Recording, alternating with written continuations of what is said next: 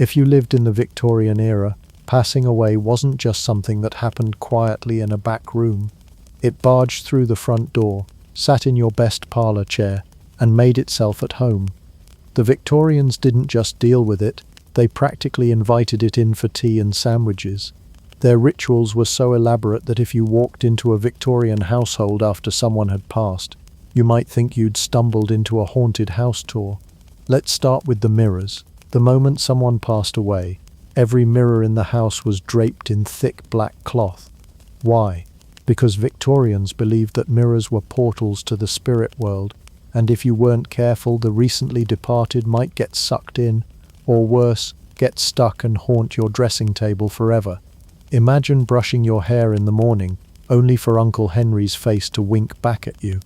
That's not exactly the kind of family bonding anyone was looking for. But there was another layer to this superstition. Mirrors weren't just traps for wandering souls. They were also considered dangerous distractions during mourning. Looking at your reflection while grieving was thought to invite bad luck, or even departure from life itself, to come knocking next. So mirrors weren't just covered for the dead, they were also covered to protect the living. It's essentially the Victorian version of saying, "Don't tempt fate by checking if your eyeliner survived crying all night." Hello, travelers. Histories do not always need to be boring. You can rest here and listen to hilarious histories to drift off to sleep. Tonight we will explore the topic, Victorian superstitions that make absolutely no sense today, and many more. Before we continue, leave a comment to let me know when and where you are listening to this, and hit the subscribe button, but only if you enjoy what I do here. Let's begin. Now let's move on to the clocks. If you thought unplugging Alexa before a funeral was dramatic, the Victorians took it to the next level. The instant someone died, all the clocks in the house had to be stopped, every single one. The idea was that time itself should pause to honor the moment of the passings, freezing the household in this eerie limbo until the funeral. But it wasn't just symbolic. People genuinely feared that if the clocks weren't stopped, the soul of the deceased might get confused, forget to move on, and linger around like an unwanted Airbnb guest. Imagine being the poor servant tasked with running around a sprawling Victorian home, trying to stop every ticking clock before the soul of Grandma accidentally tripped over the second hand and got stuck. Miss one, and you'd have the whole family blaming you for eternal hauntings. Talk about workplace stress.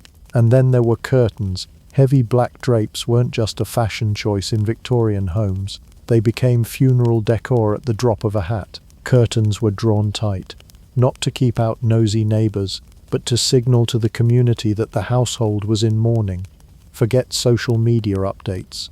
In the Victorian world, a darkened house was basically a Facebook status saying, "Currently grieving, thoughts and prayers welcome." Even furniture sometimes got the death treatment. In wealthier homes, chairs and tables might be covered in black crepe, the fabric of choice for mourning. Why? Because the Victorians wanted death to be unmistakable. If you walked in, there should be no confusion about whether you were in for a cup of tea or a full-on mourning ceremony. It was like staging a set for grief, where every detail screamed, "A soul has left the building." Now here's where it gets even stranger. Death didn't just stay in one room. The body itself was usually placed on display in the best parlor, hence the term death in the drawing room. That's right, the space where families normally gathered to sip tea or show off the piano was suddenly transformed into a private funeral chapel. Friends and neighbors would file in, sometimes over several days, to pay their respects. And while this might sound dignified in theory, remember this was before embalming became widespread. So yes, things could get fragrant. Let's just say the Victorians were experts in strategically timed flower arrangements. What makes all of this fascinating is that these customs weren't just for show. They reflected the Victorian obsession with order, symbolism, and a deep fear of death gone wrong. Covering mirrors, stopping clocks, draping curtains, these weren't random quirks, but part of a grand attempt to manage the chaos of mortality. In a world without modern medicine, where death could arrive suddenly and often, these rituals gave people a sense of control. It's much easier to believe that throwing a cloth over a mirror might help your loved one's soul than to confront the fact that life could be snatched away without warning. And of course, there was the ever-present concern with appearances. The Victorians were masters of public image. Mourning wasn't just private grief, it was a performance. The draped mirrors and stopped clocks weren't just about superstition. They were also about signaling to the community that the family was properly observing the rules of bereavement. If you didn't follow them, you risked being labelled heartless, uncaring, or worst of all in Victorian society, improper. Nothing scared a Victorian more than social scandal. Death was tragic, but bad manners, unforgivable. So in summary, when death entered a Victorian household, it didn't just tiptoe in, it redecorated the entire house, stopped time itself, and demanded a starring role in the family's social calendar. To us, these rituals might seem strange, even melodramatic, but to the Victorians, they were essential, a way to keep order in the face of life's ultimate disorder. The good news? You're alive. The bad news? If you were Victorian, that meant you were constantly rehearsing for death's big performance, one crepe-draped mirror at a time. The Victorians lived in an age of progress. Railways, telegraphs, photography. Yet despite all that innovation, one nagging fear kept them up at night. What if I get buried alive? Forget robbers, diseases, or invading armies. The real nightmare was waking up 6 feet under with nothing but a splinter in your thumb and eternity to think about it. This wasn't just a passing worry. It was a national obsession. Newspapers published lurid accounts of premature burials. Stories of people supposedly found clawing at coffin lids, bite marks on their hands, or graves later opened to reveal bodies twisted in terror. Were most of these true? Probably not, but accuracy didn't matter. Fear spread faster than fact, and soon Victorians were convinced that being buried alive wasn't just possible, it was practically inevitable.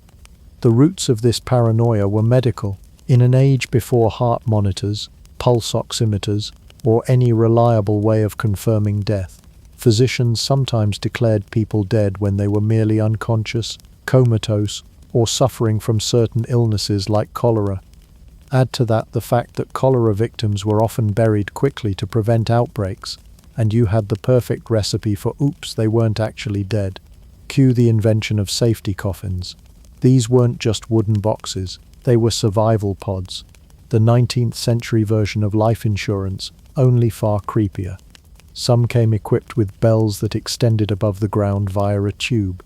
If you woke up buried, you could tug a string attached to the bell and start frantically ringing. This is where the phrase "saved by the bell" supposedly originated, though etymologists will argue with you about that. Still, imagine being a Victorian gravedigger, sipping tea at midnight, only to hear the faint jingle of a bell from the graveyard. Best case, someone's alive. Worst case, you've got a very musical ghost. Other coffins came with air pipes, because if you're buried alive, the first thing you'll notice after the panic is the oxygen problem. Ingenious inventors designed metal tubes running from the coffin to the surface, some even fitted with valves to prevent dirt from clogging them. So yes, you could technically lie in your coffin and breathe fresh Victorian smog while waiting for rescue. Comforting, right? But the Victorians didn't stop there. Some coffins were built with escape hatches. These were spring-loaded lids that could supposedly be pushed open from inside. Others had ladders, though how you were supposed to climb a ladder in total darkness, underground after being in a coma is anyone's guess. And for the wealthy, there were even designs with glass viewing windows, so caretakers could peek in every few hours to check if you'd moved. Nothing says dignity like being on display in a wooden fish tank until rigor mortis sets in. Of course, all this came at a price. Safety coffins weren't cheap. They were luxury items, meaning the rich could afford peace of mind, or at least the illusion of it, while the poor got plain wooden boxes and the hope that their doctor actually knew the difference between fainting and dying. Once again, Victorian society proved that even in death, class divisions remained alive and well. Some people didn't even trust coffins. They insisted on special funeral arrangements. Writers like Edgar Allan Poe, whose short story The Premature Burial played on this exact terror, helped fuel public hysteria. Readers devoured tales of people mistakenly buried, which only convinced them that they too might end up scratching at a coffin lid. Paranoia even made its way into wills, where some Victorians wrote strict instructions. Don't bury me until I've started to rot. That's one way to make sure. And let's not forget the waiting mortuaries in parts of Europe. These were buildings where corpses were laid out for days or weeks before burial, watched over by attendants in case anyone showed signs of life. Some were equipped with strings tied to the body's fingers, leading to bells so if a body twitched, the bell would ring. Picture it, a room full of coffins, each with its own bell system, and night watchmen just waiting to see if someone came back. Victorian night shift, part guard, part ghost hunter. But here's the irony. There's very little hard evidence that premature burial actually happened often. Yes, a few cases might have slipped through, especially during epidemics when bodies were buried quickly, but the overwhelming majority of people declared dead were in fact dead. The whole industry of safety coffins and bell-rigged graves was built more on fear than reality. The Victorians, ever the drama lovers, turned their anxieties into elaborate rituals and gadgets. Still, can you blame them? This was a society where science and superstition were constantly colliding. Medicine was advancing, but not enough to guarantee certainty. Death was omnipresent yet poorly understood. And if you've ever been awake at 3 a.m. worrying about highly unlikely scenarios like quicksand or plane crashes, you can sympathize with Victorians lying awake wondering if they'd get buried alive next Thursday. So while today we laugh at their paranoia, the fear made perfect sense in their context. They didn't have the luxury of modern technology to confirm death, and their imaginations, fueled by Gothic novels, spooky newspaper stories, and the occasional medical blunder, filled in the blanks. The result? A generation that put more effort into backup plans for the afterlife than most of us put into our retirement savings. The good news? Modern medicine means you almost certainly won't wake up in a coffin. The bad news? If you were a Victorian, you'd probably spend half your life obsessing over that possibility anyway. At least those safety coffins came with bells. If you were unlucky enough to wake up underground, you could always give it a good shake and hope someone was listening. Just pray it wasn't the family cat. When it came to remembering the dead, Victorians didn't settle for a framed portrait or a nice bouquet. No, they wanted something more personal, more tactile, and let's be honest, much creepier. They wanted a piece of the person themselves, and so was born the curious, morbidly fascinating world of mourning jewelry, where lockets, rings, and brooches weren't made of gold or diamonds, but of hair, teeth, and sometimes even bone. Because why hang a picture of your loved one on the wall when you can braid them into your bracelet? Let's start with the most popular material, hair. Victorians adored hair keepsakes. Snipping a lock from the head of a deceased loved one was practically mandatory, especially if you wanted to prove you were a good spouse, child, or sibling. The hair was then intricately woven, braided, or even pressed into art. You could have it arranged into delicate floral designs, shaped into wreaths, or simply coiled neatly inside a locket. Think of it as Etsy, but instead of boho macrame, it was, well, Aunt Mildred's bangs. Hair was considered especially suited for this because it doesn't decay. Long after the body was buried, hair stayed intact, the perfect eternal memento. One 19th century magazine even called it the most lasting relic of the human frame. Translation: flowers wither, portraits fade, but Cousin George's sideburns are forever. Of course, not everyone wanted a simple lock. The Victorians elevated hair work to an art form. Entire mourning wreaths were made by painstakingly weaving the hair of multiple family members into intricate designs, then framing it for display. Imagine walking into someone's parlor and seeing a beautiful oval frame on the wall, only to discover it's made from generations of scalp clippings. It's heartfelt, yes, but also a bit like living in a haunted barber shop. Then there was jewelry. Rings, brooches, necklaces, and bracelets often contained elaborate designs crafted from the hair of the deceased. Sometimes the hair was hidden behind a crystal panel. Other times it was proudly displayed in the open, like the world's most sentimental chia pet.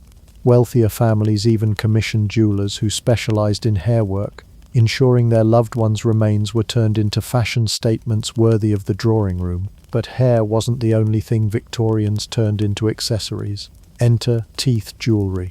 Yes, that's exactly what it sounds like.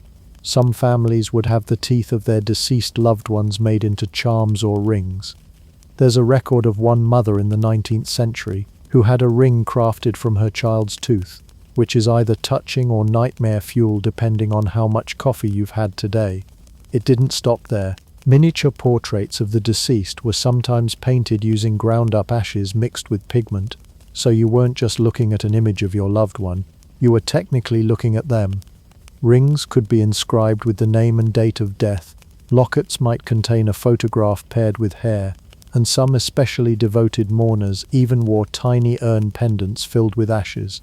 Victorian fashion wasn't just about looking good, it was about turning your grief into wearable art. Now, to modernize, this might sound morbid, but for Victorians it was deeply sentimental. In a world where death was common, children often didn't survive to adulthood.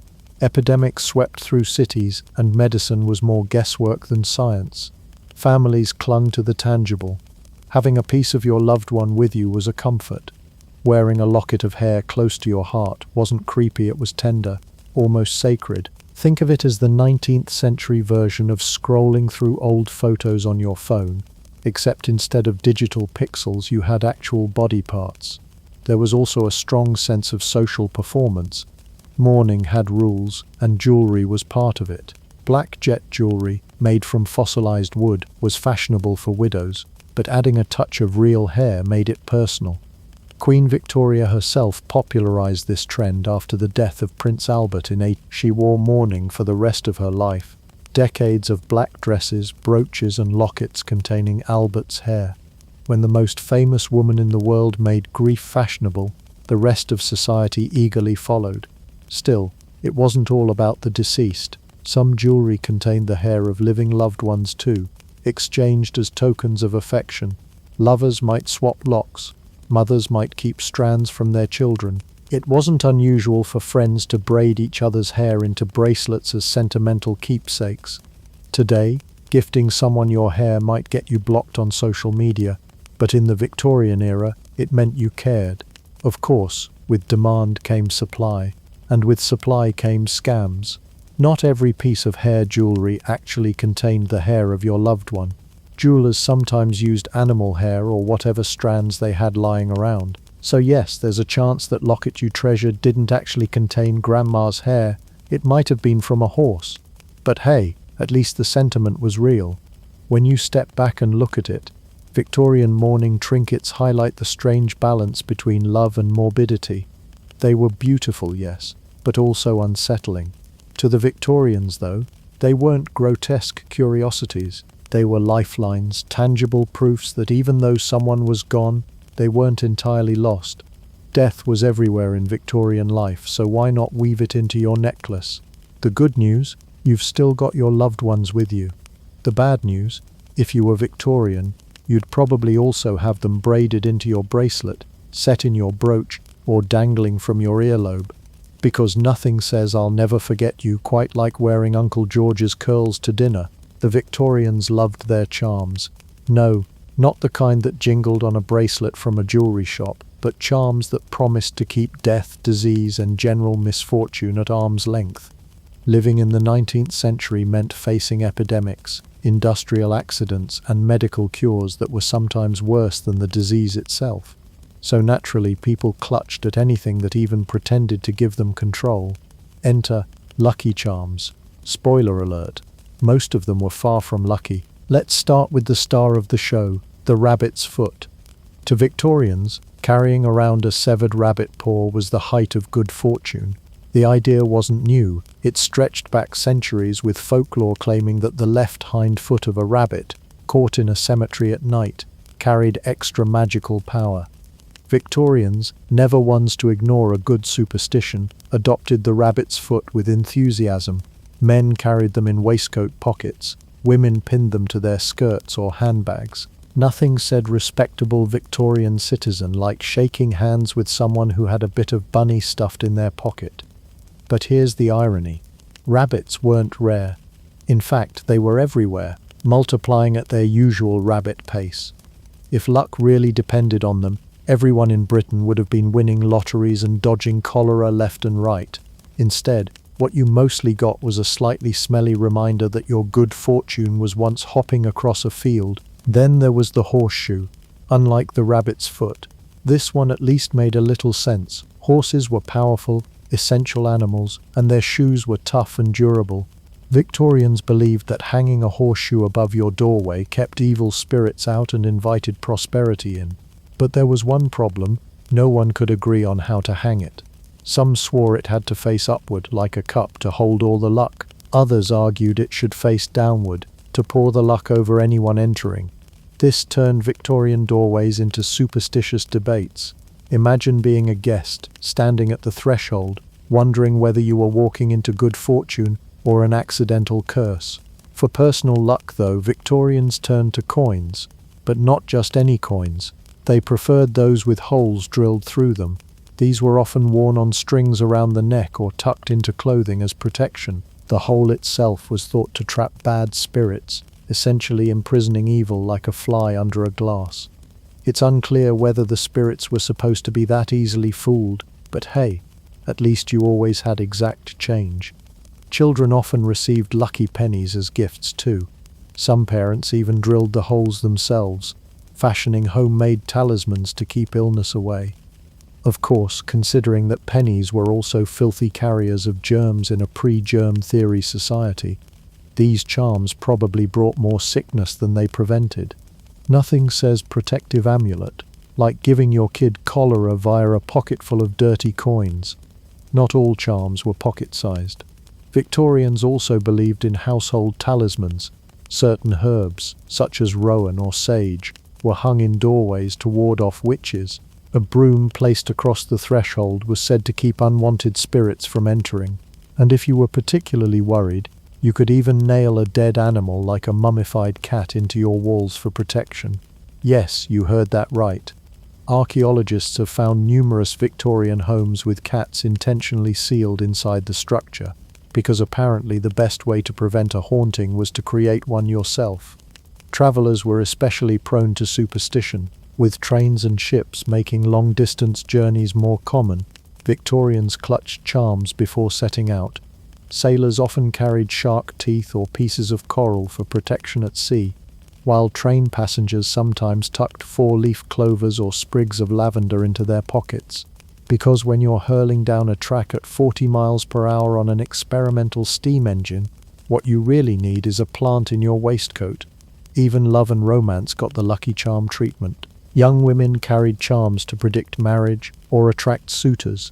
A common one was to wear a sprig of heather, believed to bring luck in love. Another involved carrying acorns, thought to prevent aging and grant vitality. In other words, Victorian anti-wrinkle cream. And if you really wanted to secure your romantic future, you might keep a tiny charm bag filled with herbs and hair clippings. It wasn't exactly subtle, but in an era where courtship was already a confusing mess of etiquette and signals, maybe a love talisman felt like an advantage. What's striking is that these charms were used across all classes. The wealthy could afford finely made lockets containing lucky tokens, while the poor relied on whatever they could find: bent nails, oddly shaped stones, or bits of animal bone. Luck was democratized. Everyone could get in on the superstition game, even if all you had was a rabbit infestation in your garden and a hammer for horseshoes. And yet, despite the popularity of these charms, it's hard to argue they actually worked. Victorians still faced plagues, fires, accidents, and heartbreak in droves. No number of drilled pennies or dangling rabbits could stop tuberculosis or factory disasters. But that misses the point. These objects weren't really about warding off doom, they were about comfort. Holding a lucky charm gave people a sense of control in a chaotic world. When life was unpredictable, a rabbit's foot in your pocket felt like a tiny insurance policy against disaster. The good news? You're alive today, with medicine, vaccines, and safety regulations on your side. The bad news, if you were Victorian, your best defense against tragedy was a dead rabbit and a rusty horseshoe nailed above your door. Luck, it seems, was always just one paw away. Imagine living in a world where every flap of wings, every feline crossing your path, and every grain of seasoning accidentally scattered on the floor was basically a live telegram from the universe saying, "Hey, bad luck's coming, good luck escaping it." Welcome to Victorian Britain, where life wasn't just hard, it was an obstacle course of bad omens waiting to ruin your day. Forget germs, poverty or smog. The real terror was a crow outside your window. In Victorian superstition, a crow or raven at your window wasn't just a bird stopping by to say hello, it was a flying death notice. If a crow perched outside, Victorians believed it meant someone in the house was about to die. Essentially, the bird became a one-feathered grim reaper. Why this fear? Partly because crows are scavengers, often seen hanging around battlefields or graveyards. The Victorians, already obsessed with death, see their passion for mourning jewelry, elaborate funerals, and coffins with safety features, assumed the crow wasn't looking for scraps but for souls. Edgar Allan Poe didn't help matters either. His poem The Raven, published in 1845, was practically an instruction manual on how to panic if a bird dared to tap at your window. Now imagine sitting in your drawing room, sipping weak Victorian tea, when a crow flaps onto the sill. Do you enjoy your biscuit? No. You grab your family, write a will, and brace for the apocalypse. If you owned a cat in Victorian England, you might as well have been cohabiting with a paranormal landmine. Black cats in particular had a terrible reputation. Today they're seen as cute Halloween mascots, but in Victorian folklore, they were essentially furry agents of bad fortune. If one crossed your path, congratulations. Your love life, career prospects, and possibly your entire existence had just been cursed. This wasn't just random paranoia. It had deep roots. Medieval Europe had linked cats to witchcraft, with unlucky felines thought to be witches' familiars, or even witches themselves in disguise. Victorians, who adored Gothic novels and anything spooky, inherited those fears. Walking down a foggy London street and having a black cat dart in front of you wasn't just a nuisance, it was basically Tinder rejecting you for eternity. Of course, not every Victorian despised cats. Some considered them useful for catching mice, which was essential when you lived in a damp house crawling with vermin. But even then, you couldn't just enjoy Mitten's company without worrying she might accidentally ruin your future by walking across your threshold at the wrong time. Owning a black cat was like living with a furry grenade that could explode your social life. It wasn't just animals that caused superstitious panic. Something as simple as spilling salt at dinner turned the Victorian dining table into a stage for elaborate superstition rituals. Salt, you see, wasn't just seasoning, it was practically a sacred commodity.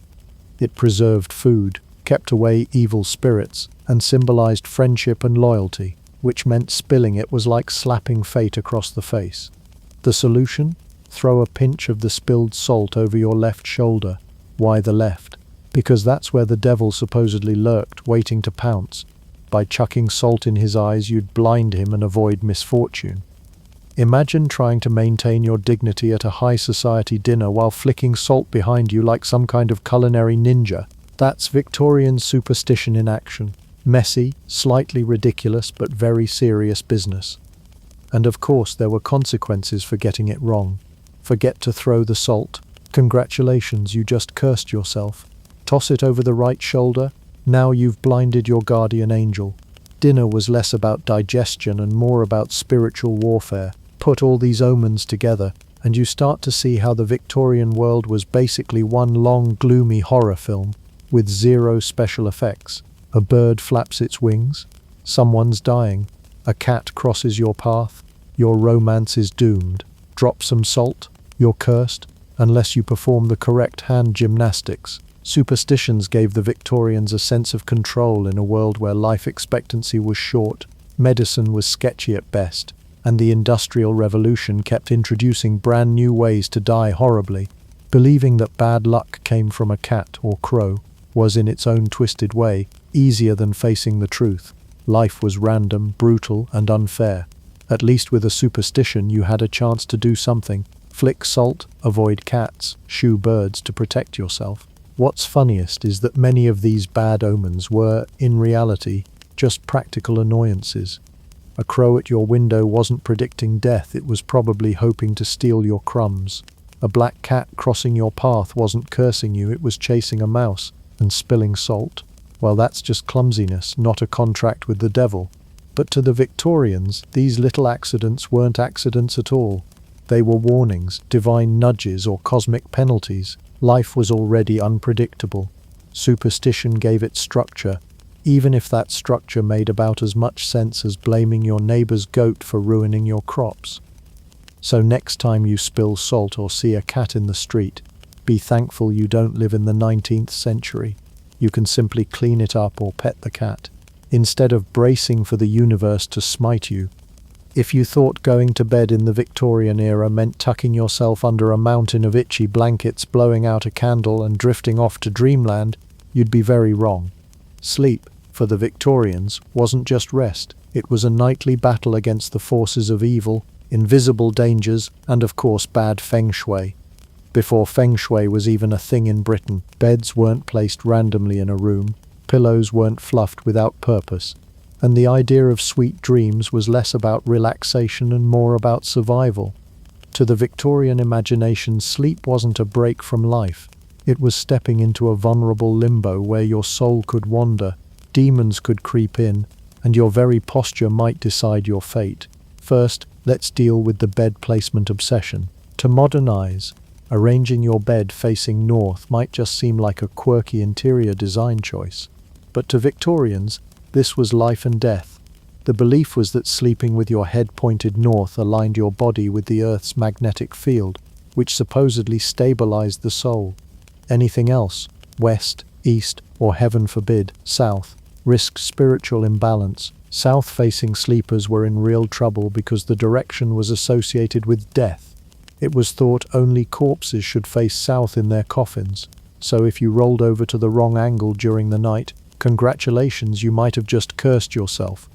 Victorian bedrooms weren't just about wallpaper and drapery, they were carefully plotted battlegrounds of cosmic geometry.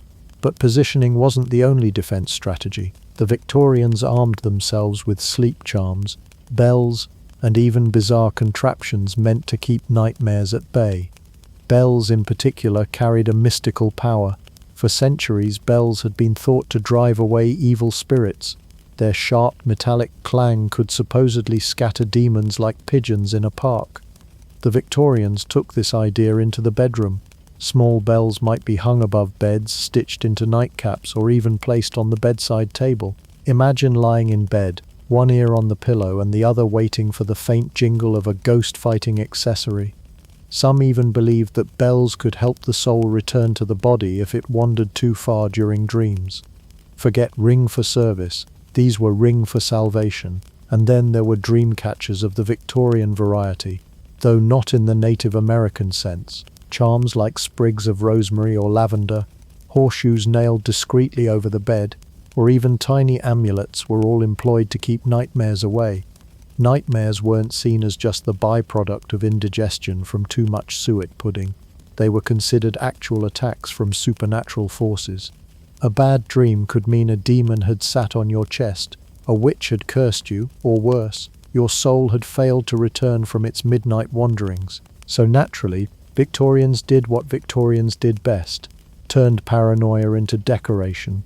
Sleepwear too had its own protective role. The nightcap wasn't just about warmth, it was a shield against drafts and demons alike. It was believed that keeping the head covered reduced the chances of evil entering through the skull. The Victorians were very concerned about entry points for malevolent forces. Flannel nightshirts also weren't merely cozy. The material itself was thought to have purifying properties that kept wicked entities at bay. Picture yourself in bed, wrapped up like a fabric fortress, armed with bells and herbs, the bed carefully angled northward. Suddenly, sleep looks more like a medieval siege than a restful night. Interestingly, the Victorians also believed that dreams carried weighty messages. A dream of teeth falling out wasn't just about anxiety. It could mean death was approaching. Dreaming of water might signal change, and dreaming of birds could hint at messages from the beyond. Because of this, sleep wasn't simply a biological necessity. It was practically a nightly séance. People kept dream journals, discussed their nighttime visions at breakfast, and occasionally even consulted dream dictionaries published at the time. Imagine telling your friends you dreamed about a horse, only for them to inform you that it foretells betrayal. The Victorians turned bedtime gossip into apocalyptic prophecy. Of course, all this anxiety over sleep tied neatly into their broader obsession with death. Sleep was often described as a little death, a temporary step into the unknown. Many Victorians worried about not waking up at all, which only fueled their reliance on rituals and charms. With the high mortality rate of the time, from diseases, accidents, or a general lack of modern medicine, bedtime truly felt like gambling with fate. Why wouldn't you surround yourself with bells, herbs, and charms if you believed the Grim Reaper might peek in through your window at 2 a.m.? Looking back, it's easy to laugh at the idea of aligning your bed with the magnetic poles or warding off nightmares with a nightcap. But when you consider the fear-laden context of the Victorian world, where science and superstition were still uneasily entwined, it makes sense. They lived in an age where gas lamps hissed mysteriously, shadows danced eerily across wallpaper, and the line between folklore and medicine was blurry at best. In such a world, sleep wasn't relaxation. It was another chapter in the daily drama of surviving both life and the unseen. If nothing else, the Victorian superstition of sleep shows us how profoundly they feared the invisible. To them, the dark wasn't just absence of light. It was a playground for spirits, demons, and fate itself. Sleep, then, became an act of both necessity and courage. As you closed your eyes, you trusted your charms, your north-facing pillow, and the faint jingle of protective bells to see you through the night. If you think modern weddings are chaotic with their choreographed dances, over-the-top cakes, and arguments about whether Aunt Margaret should be seated next to Cousin Frank, the Victorians would like to raise you a shoe. Literally. To them, weddings were equal parts sacred ritual, endurance test, and bizarre carnival game. What looks today like a lovely day of lace, vows, and champagne bubbles was, in Victorian England, a tangle of superstitions, quirky traditions, and customs that would leave even the most seasoned wedding planner crying into their bouquet. For starters, the wedding ring itself wasn't just a token of eternal love, it was a full-blown magical object. To wear it was not simply to say, "I'm taken." Victorians believed the circular shape of the ring contained protective power, trapping in good fortune and warding off evil spirits who might want to meddle in the couple's happiness. The left hand, specifically the vein of love finger, was thought to have a direct line to the heart, though the Victorians never passed up an opportunity to elevate anatomy into mysticism. Some even whispered that slipping on a wedding ring without first blessing it could invite bad luck into the marriage, as though Satan himself had RSVP'd to the ceremony. Then came the cakes. Ah yes, Victorian wedding cakes were no modest sponge affairs. These were towering confections dense enough to double as building material. But beyond being edible architecture, cake had mystical value. A slice wasn't just dessert, it was a prophecy. Victorians encouraged single guests to take home a piece, tuck it under their pillow, and dream of their future spouse. In practice, this meant many young men and women went to bed with a slightly stale wedge of fruitcake tucked under their sheets like some bizarre bedtime hostage situation. One can only imagine the strange dreams produced not just by the supposed power of fate, but by sleeping on dried raisins and candied peel. But the cake superstitions didn't stop there. Some believed that crumbling a slice of the wedding cake over a bride's head could ensure fertility, which sounds less like a blessing and more like an excuse to ruin an expensive veil. Guests, meanwhile, would scramble to collect crumbs or save icing as though they were fragments of holy relics. Every bite of cake was steeped in meaning, and heaven forbid you drop your slice on the floor. That was a guaranteed omen of doom for the marriage. Of course, the Victorians didn't only torment cakes. They had plenty of bizarre rituals involving shoes. In fact, shoes were practically the unsung heroes of Victorian matrimony. Friends of the bride might steal one of her shoes as a kind of trophy, and if the groom managed to retrieve it, the act supposedly signaled a long and happy marriage. This ritual was part prank, part power play, and entirely baffling if you were the poor bride trying to figure out why your footwear kept vanishing on your big day. But it didn't end there. Guests sometimes hurled shoes at newlyweds as a gesture of good fortune. While we might cringe at the idea of ducking a flying boot on the happiest day of your life, the Victorians insisted it was a sign of respect. If the shoe actually hit you, that was considered an even stronger omen of luck, though not necessarily for your nose. And just in case this wasn't enough shoe-based chaos, there was also the tradition of tying old shoes to the back of the couple's carriage, a custom we still see echoed today in the tin can rattling just-married vehicles. Wedding attire was also drenched in superstition. White dresses, popularized by Queen Victoria herself, were said to symbolize purity and virtue, but choosing the wrong color could doom the marriage. There was even a rhyme: married in red you'll wish yourself dead, married in green ashamed to be seen. No pressure there. Brides might also sew charms into the hem of their gown like horseshoes or tiny coins to secure prosperity. The veil, meanwhile, wasn't just about modesty. It was a literal shield to keep the bride safe from the evil eye. Apparently spirits were jealous of happy brides and needed to be thwarted with tulle. Even the weather was scrutinized for signs. Rain on the wedding day was considered lucky, symbolizing fertility and renewal, while sunshine was merely sunshine. Seeing a funeral procession on your way to the church was, unsurprisingly, thought to be the worst omen of all. One wonders how many couples nervously postponed their weddings because an unfortunate hearse happened to pass by. And then, once the couple had navigated all these rituals, omens and projectiles, there was still the honeymoon. Today, it's all about beaches and cocktails, but in the Victorian era, the honeymoon often involved visiting relatives. Imagine escaping the stress of your wedding day, only to spend your first weeks of marriage awkwardly drinking tea with your new in-laws. Some believed that traveling far away too soon after marriage invited misfortune, so staying closer to home wasn't just practical, it was seen as spiritually safer. The result of all these customs was that Victorian weddings were never just about love or community. They were about navigating a labyrinth of mystical do's and don'ts, each designed to appease fate, trick evil spirits, and hedge bets against the terrifying unknown of married life.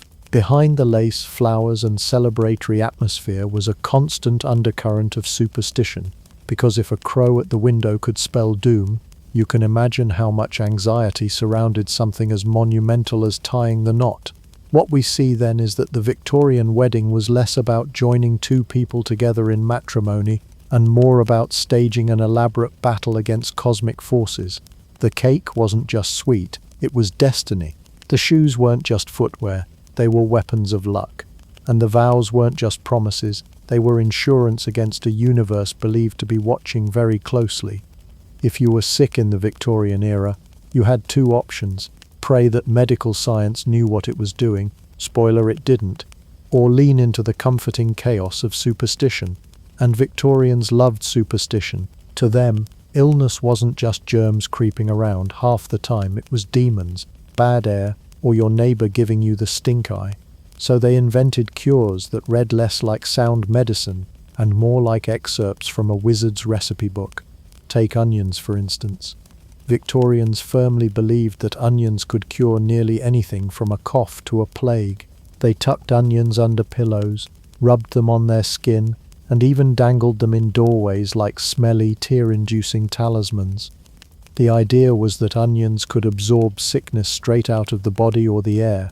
Imagine rolling over in bed to dream sweet dreams, only to wake up nose to nose with a half-rotting onion. Romantic, and then there were the tonics.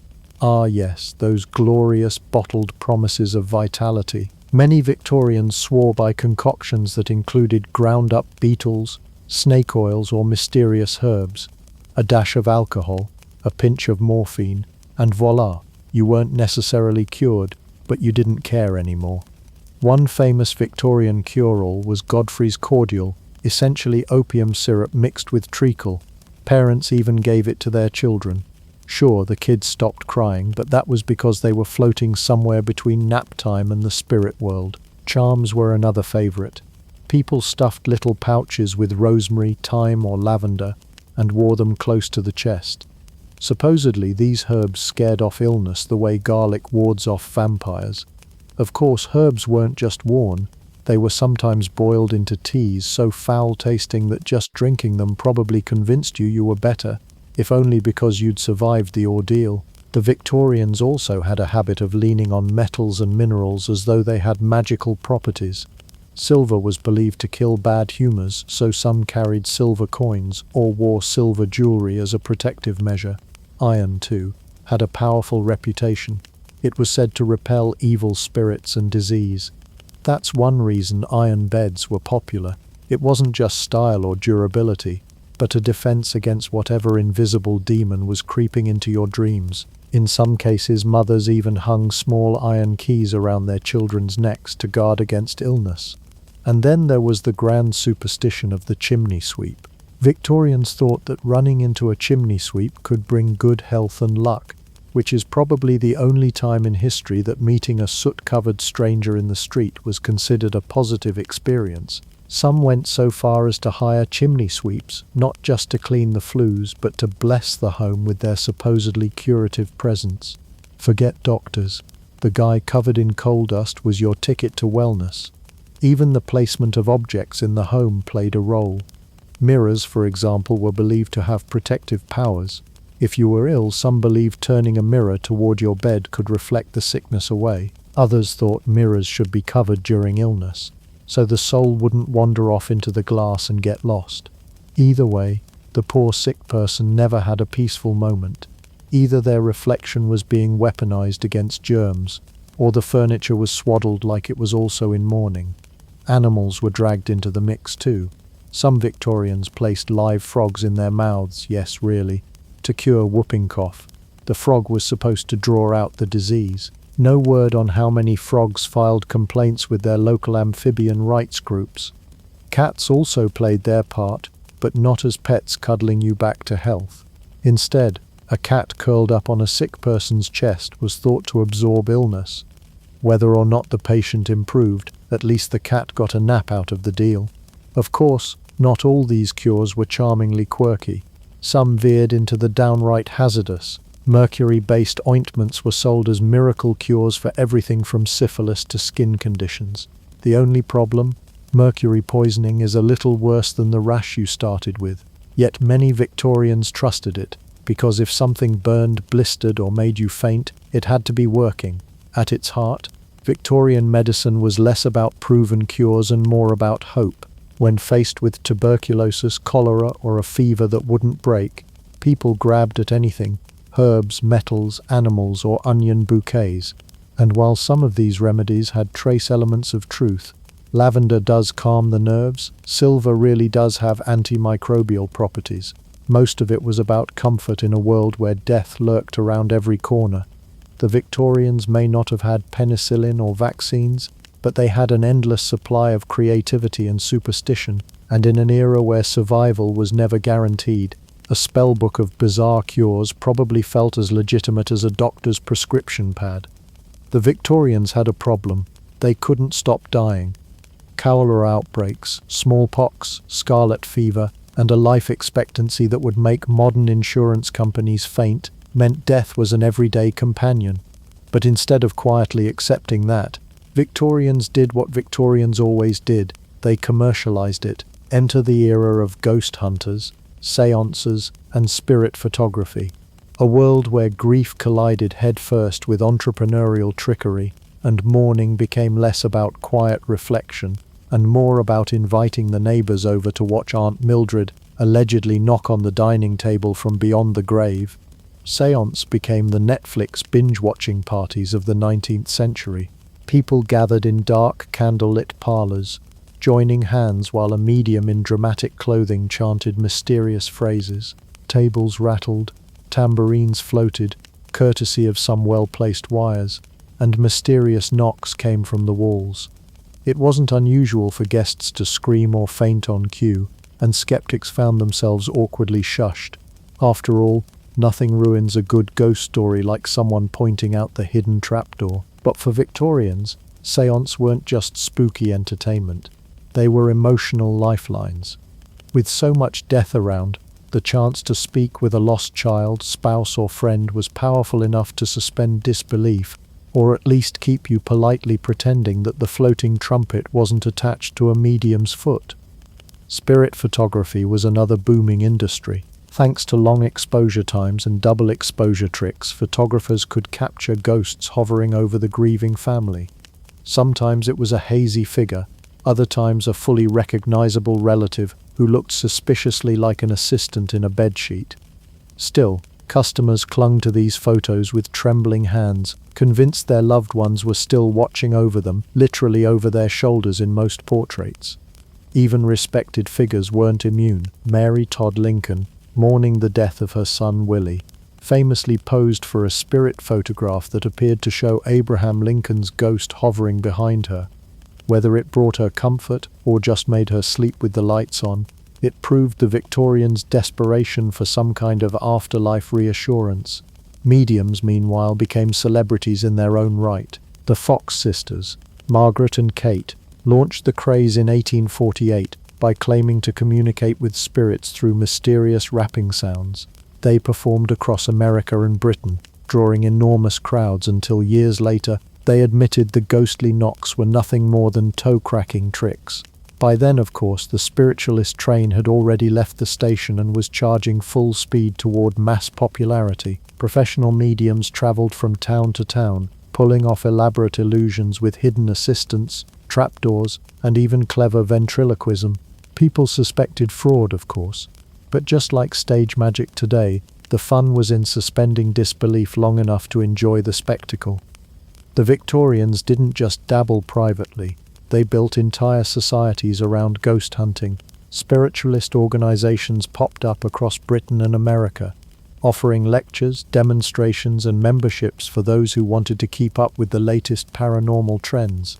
Newspapers printed séance transcripts, while penny dreadfuls and serialized novels fed readers tales of haunted houses and vengeful spirits.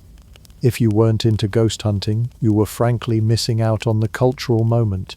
Of course, skeptics had a field day. Harry Houdini, though not Victorian himself, later took it upon himself to debunk fraudulent mediums by exposing their tricks.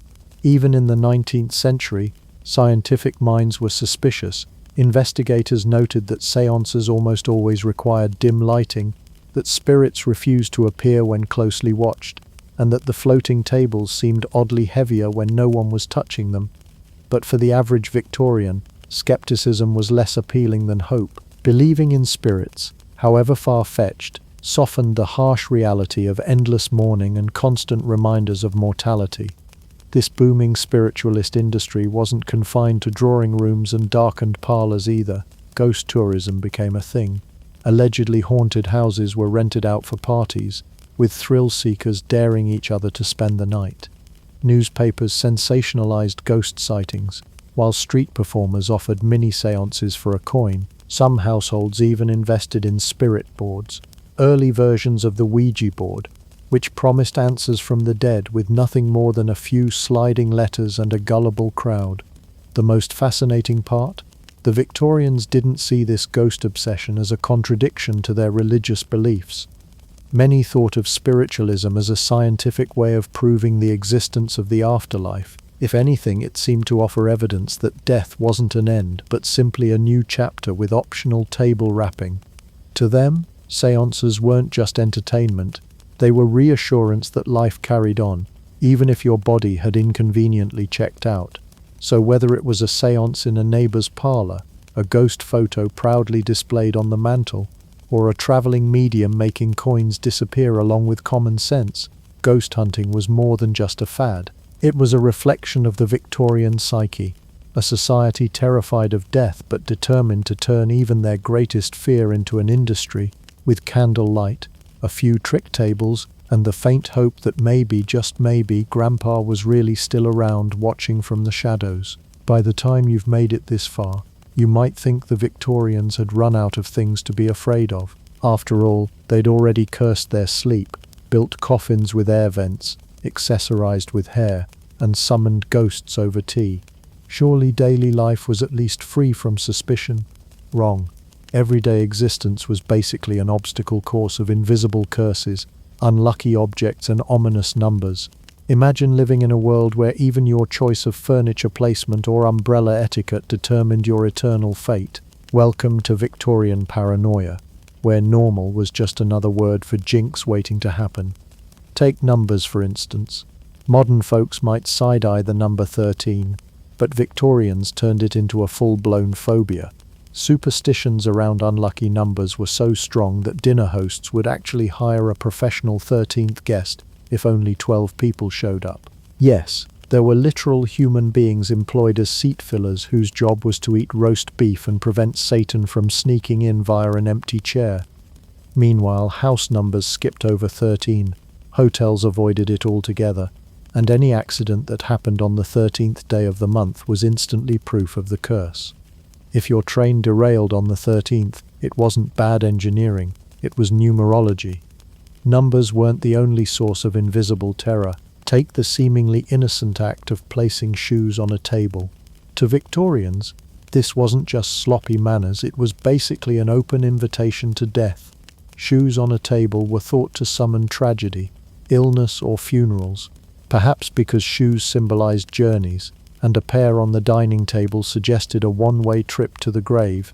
Some even linked it to mining communities, where a dead miner's boots were placed on a coffin as a final farewell. So, if your Victorian housemaid casually tossed her boots on the parlor table, congratulations, you just doomed the entire household. Dinner parties must have been nerve-wracking affairs. Don't spill salt, don't break a mirror, and for heaven's sake, don't even look at the shoes.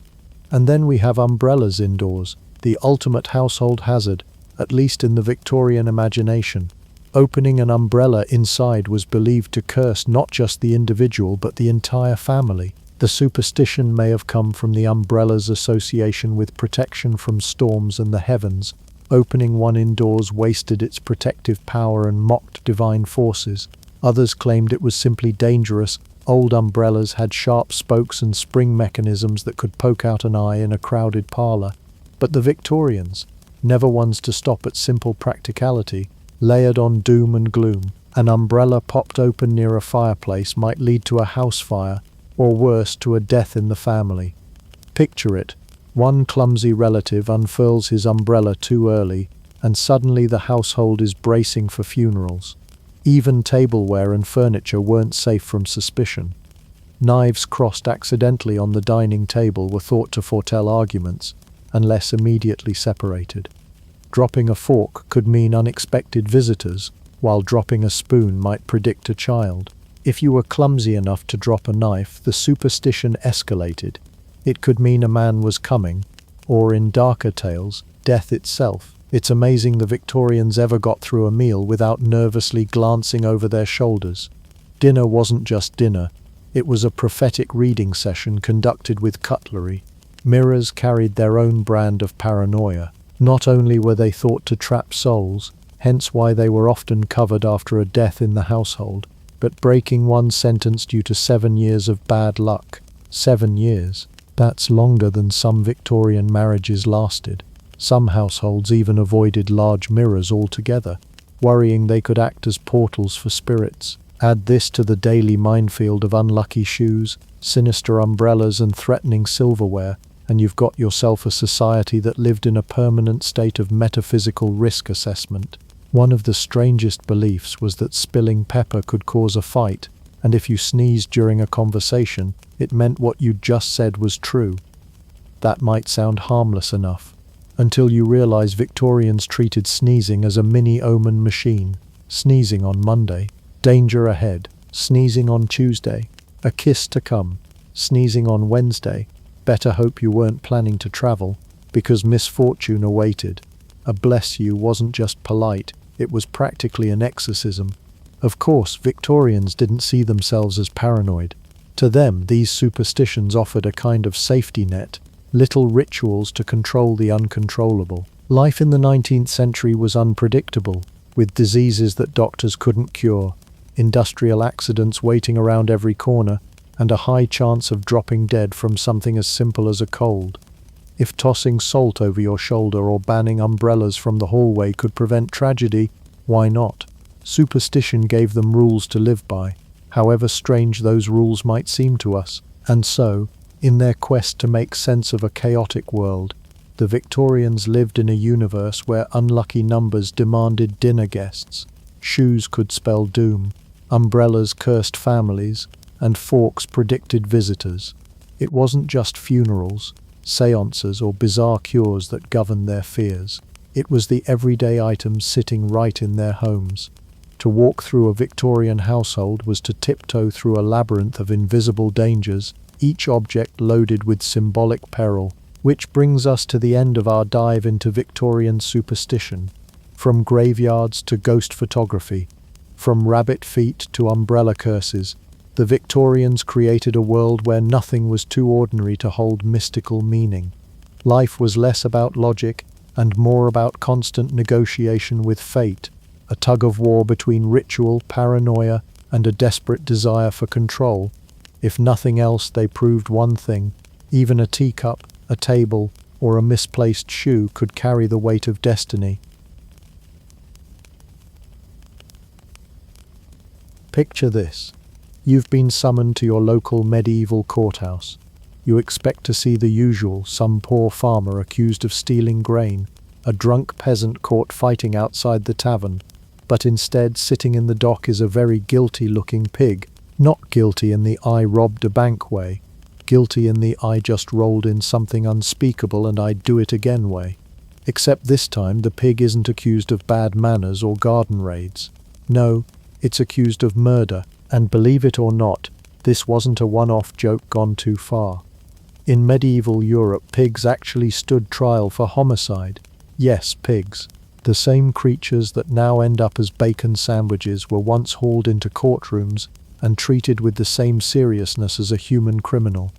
Judges wore robes, juries deliberated, priests prayed, and lawyers stood up to make grand speeches, and there in the middle of it all was a farm animal, usually tied to a post, grunting and blinking as if it had stumbled into the strangest market day in history.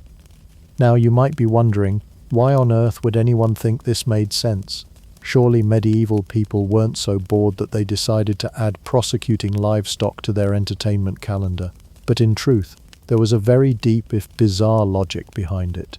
The medieval mind didn't divide the world into rational humans and dumb animals the way we tend to today. Instead, they saw all of creation as part of a moral order, with every living thing capable of being touched by sin or divine punishment. So if a pig mauled a child, that wasn't just bad luck or don't leave toddlers next to an angry hog. No, that was a crime, a sin, a violation of both divine and earthly law. And because medieval society loved rituals, the solution wasn't simply to kill the animal, it was to put it on trial, with all the pomp and paperwork usually reserved for actual people. Let's set the scene more vividly.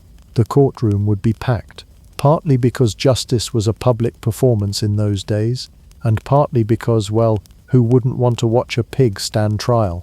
The accused would be brought in, often wearing some humiliating chain or rope. There would be solemn prayers, a reading of the charges, and then testimony from witnesses. Yes, Your Honor, I saw the pig bite the boy. And did the pig appear remorseful? No, Your Honor, it kept chewing. And then came the surreal part, the defense. Because, believe it or not, these pigs sometimes had legal representation. Lawyers, actual trained professionals, were called in to argue on behalf of the animal. Imagine being that lawyer, spending years studying canon law, only to end up saying, "Ladies and gentlemen of the jury, my client is merely a humble swine. He meant no malice. He was provoked." All while the pig snorts in agreement. Why go to such lengths? Because for medieval people, law wasn't just about punishment, it was about order. A crime that went unpunished, whether committed by man or beast, was an affront to God and society. The scales had to be balanced, so the pig, poor thing, had to face the music. And let's be clear, these weren't gentle reprimands. Sentences were often identical to those given to humans: hanging, burning, execution by sword. The pig was punished not because anyone thought it understood human law, but because society demanded justice, and justice had to be seen being done. It sounds ridiculous, but here's the thing. To the people watching, this wasn't funny at all. It was terrifying. Animals were everywhere in medieval life. Your food, your labor, your transport, and they could be dangerous. A runaway horse could trample you, a dog might bite, and pigs, especially the massive tusked medieval kind, could absolutely kill. These weren't the pink cartoon pigs of children's books. They were closer to small tanks with bad tempers. Putting one on trial wasn't just about symbolism, it was also a very loud warning to everyone else. Keep control of your animals, or else. Now if you're imagining the pig trying to plead its case, let's lean into that for a second. Picture the bailiff calling out, "All rise for the honorable judge," while the pig snuffles around the courtroom floor trying to eat the evidence bag. The judge asks, "How does the defendant plead?" and the pig grunts. The court clerk, solemn as can be, scribbles down, "Plea, oink," meaning unclear. The prosecution points an accusing finger. This swine is guilty of the foulest crime, and the pig's lawyer sighs, realizing that this trial is going to end the way most pork-related stories end, badly for the pig. So yes, pigs stood trial. Real trials, with judges, juries, lawyers, and all the trappings of medieval justice. It's one of those moments in history that seems absurd from our perspective, but which made perfect sense to the people living through it. To them, the pig wasn't just an animal, it was a participant in a world governed by sin, law, and punishment. And when a pig crossed the line, the courtroom doors opened, and the strange drama began. If you thought pigs on trial were strange, hold on to your wig and parchment, because medieval courts didn't stop with barnyard animals. They went after the real troublemakers, swarms of insects, flocks of birds, armies of rodents, and even the occasional slow-moving snail. In other words, if it crawled, chewed, or chirped in the wrong place, it could find itself summoned to court like a common criminal. Imagine it. A solemn town crier announces, "Hear ye, hear ye. The locusts are hereby ordered to appear before the honorable judge on Tuesday at noon." Somewhere in the distance, millions of grasshoppers are chewing wheat, blissfully unaware that they have just been legally indicted. The logic behind this? It all comes down to crops. Medieval communities lived or died by the harvest. If rats devoured the grain, or locusts stripped the fields bare, famine wasn't far behind. And in an age before pesticides or proper storage, people leaned heavily on what they did have: religion, ritual, and a firm belief that divine authority extended even to the tiniest of creatures. If rats were destroying food, then surely they were acting in violation of God's will. And since the church handled everything from marriage to morality, why not also handle the rat population? Here's how it worked. When pests caused devastation, the local clergy or courts would issue formal excommunications against them. Yes, excommunications. The same spiritual punishment given to heretics and sinners was applied to beetles and caterpillars. The idea was simple. Just as a human could be cast out of the community of the faithful, so too could animals be cast out of the community of creation. If the punishment worked, the pests would leave.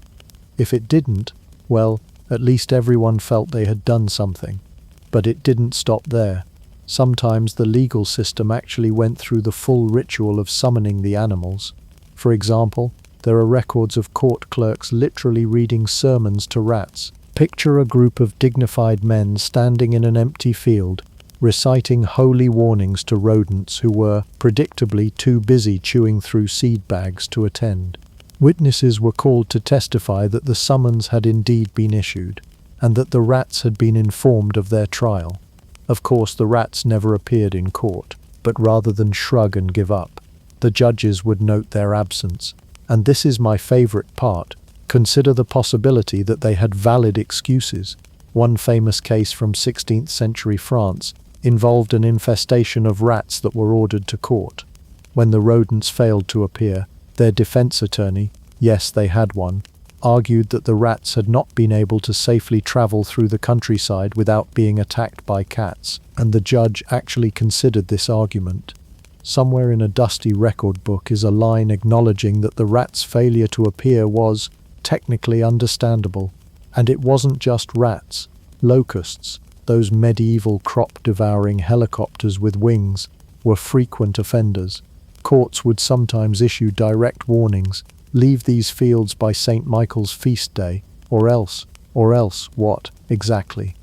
No one was quite sure, but it sounded intimidating, and that was the point. Birds, too, could be dragged into the legal net.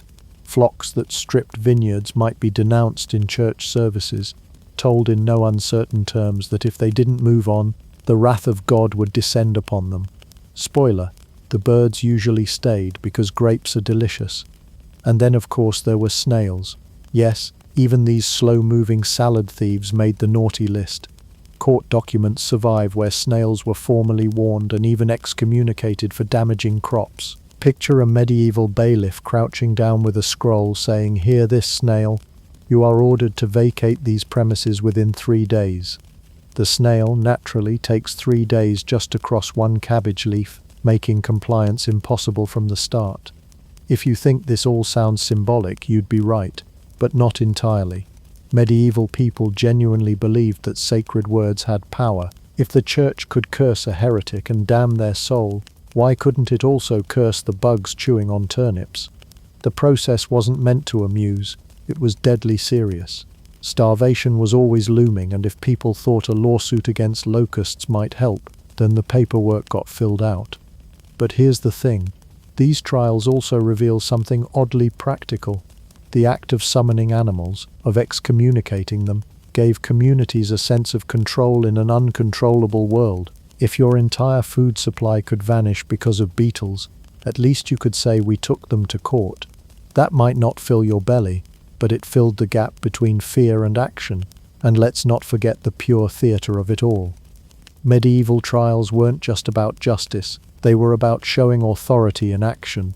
Watching a bishop solemnly curse a swarm of caterpillars must have been both terrifying and a little surreal. The message was clear: nothing, not even the tiniest insect, was beyond the reach of law and God.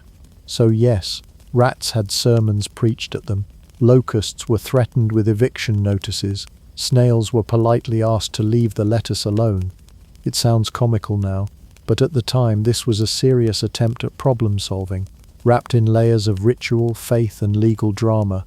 And if you're wondering whether any of it worked, well, sometimes the pests left, sometimes they didn't, but in the minds of medieval people, that was proof enough. If the rats vanished after an excommunication, it meant the process was successful. If they stayed, it meant the community hadn't been pious enough. Either way, the paperwork was filed, the ritual performed, and life went on. So the next time you see a snail in your garden, just remember, 600 years ago, someone might have dragged it to court. And unlike your modern snail, that one had to answer to the full weight of medieval justice. When you picture a medieval courtroom, you probably imagine stern judges, jurors nodding gravely and clerks scribbling notes with quills. What you don't imagine is a lawyer rising from his bench to say, "Ladies and gentlemen of the court, my client, a chicken, categorically denies all accusations of grain theft."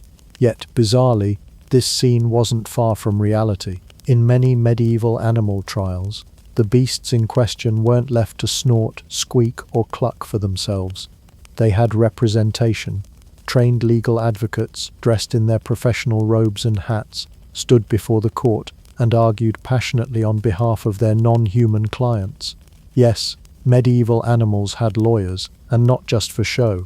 These advocates were expected to construct coherent, logical arguments in defense of their clients, whether their client was a hog accused of violence, a rat colony facing excommunication, or even a donkey caught in some unfortunate scandal.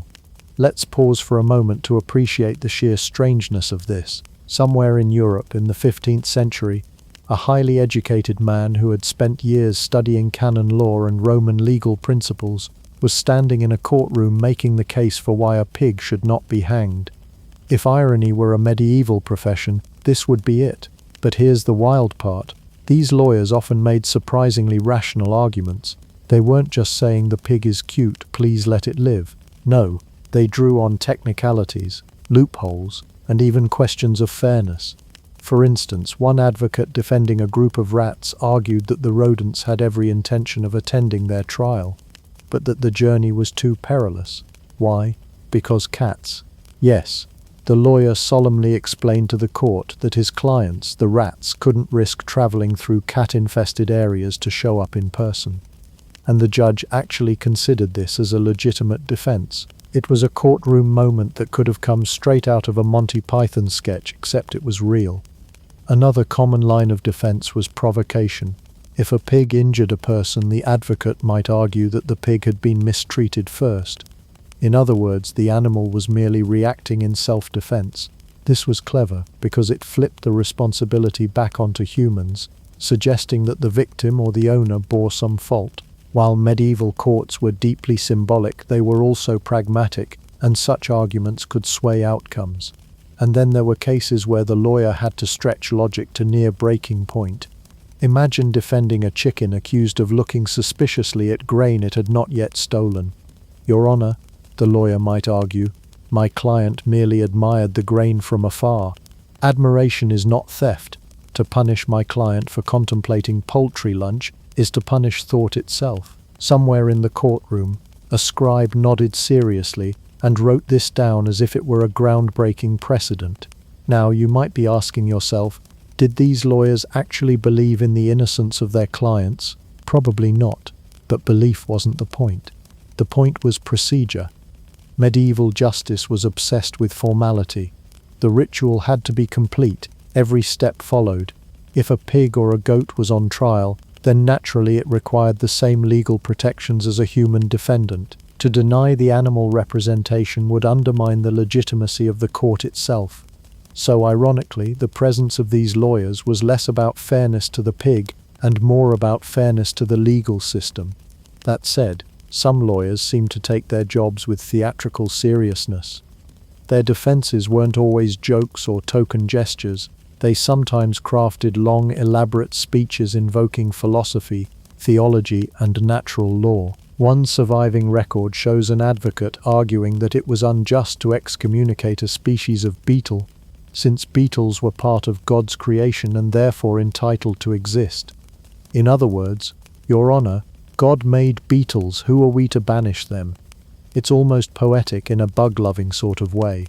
Of course, the humor for us lies in imagining the lawyers themselves.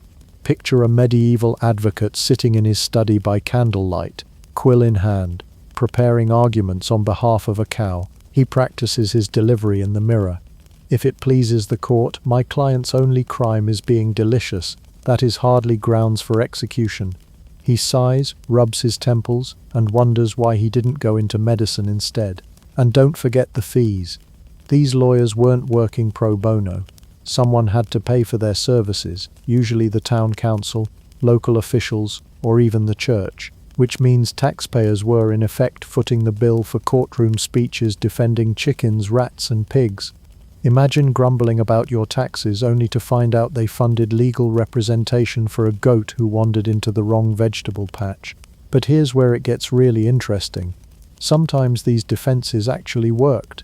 While most trials ended with harsh sentences, there are a handful of cases where animals were acquitted, or at least spared execution. In some instances, an advocate successfully argued for banishment instead of death, meaning the guilty animal was exiled from the community rather than killed.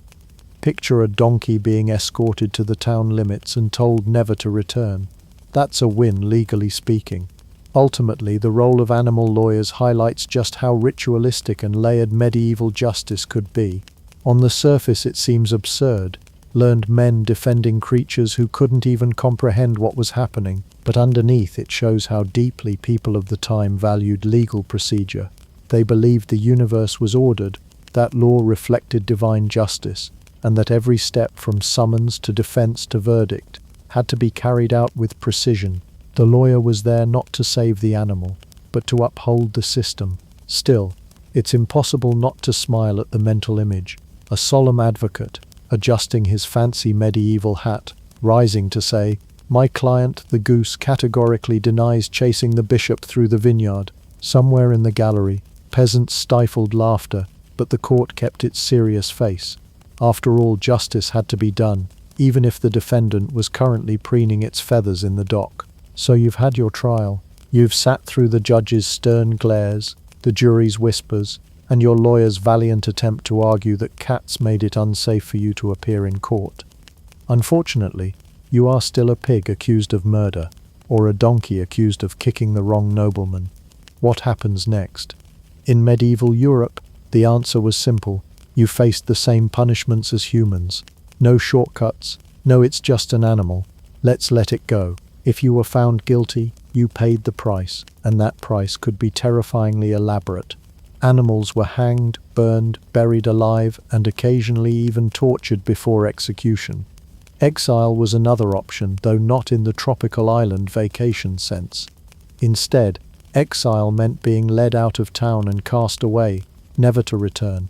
Picture a goat escorted by guards to the edge of the village, with a final warning: don't let us catch you near the cabbage patch again. It was justice, medieval style. But by far the most common punishment was execution by hanging. Yes, gallows weren't just for thieves and traitors. They were also for pigs, cows, and sometimes even horses. If you happened to be strolling past a town square in the 15th century, it wouldn't be out of the question to see a hog dangling from a rope, as if medieval society had decided that bacon must also obey the law. The executions weren't carried out quietly either. Like human punishments, animal executions were designed as public spectacles. Townsfolk gathered to watch. Children were brought along because apparently traumatizing your kids was just part of parenting back then, and clergy delivered sermons on morality. The logic was clear. Justice had to be seen to be believed. If one pig could be punished for violence, surely the other pigs would think twice before misbehaving. Never mind that pigs can't exactly take moral lessons from capital punishment. People genuinely thought this form of deterrence mattered. And then there's the strange matter of clothing. In some cases, condemned animals were dressed in human clothes before execution. Imagine a pig in a waistcoat or a donkey draped in a tunic, shuffling awkwardly toward the gallows. Why the dress-up? Symbolism. The animal was being treated as a criminal, so it had to look the part. Dressing it like a human reinforced the idea that it was being judged as one. To us, it seems like absurd theatre, but to medieval people this was deadly serious pageantry. The condemned pig wasn't just livestock, it was a criminal standing in for all animals everywhere. Sometimes the punishments got even more brutal. There are accounts of animals being burned at the stake, just like human heretics. Fire wasn't just about killing, it was about purifying. The flames symbolically destroyed the sin that the animal had supposedly committed. Of course, the only thing actually being destroyed was a very confused goat. But medieval people weren't exactly interested in the goat's perspective. Other times, punishment meant mutilation. If a pig attacked someone, it might be sentenced to have its snout or ears cut off as a warning. Again, the idea was deterrence. If villagers saw a disfigured pig wandering around, they'd think, "Ah yes, justice has been served." Meanwhile, the pig probably thought only of dinner. But in the medieval worldview, even animals had to bear visible signs of their crimes. And let's not overlook the element of theatre here. Public executions, whether human or animal, were as much about entertainment as they were about punishment.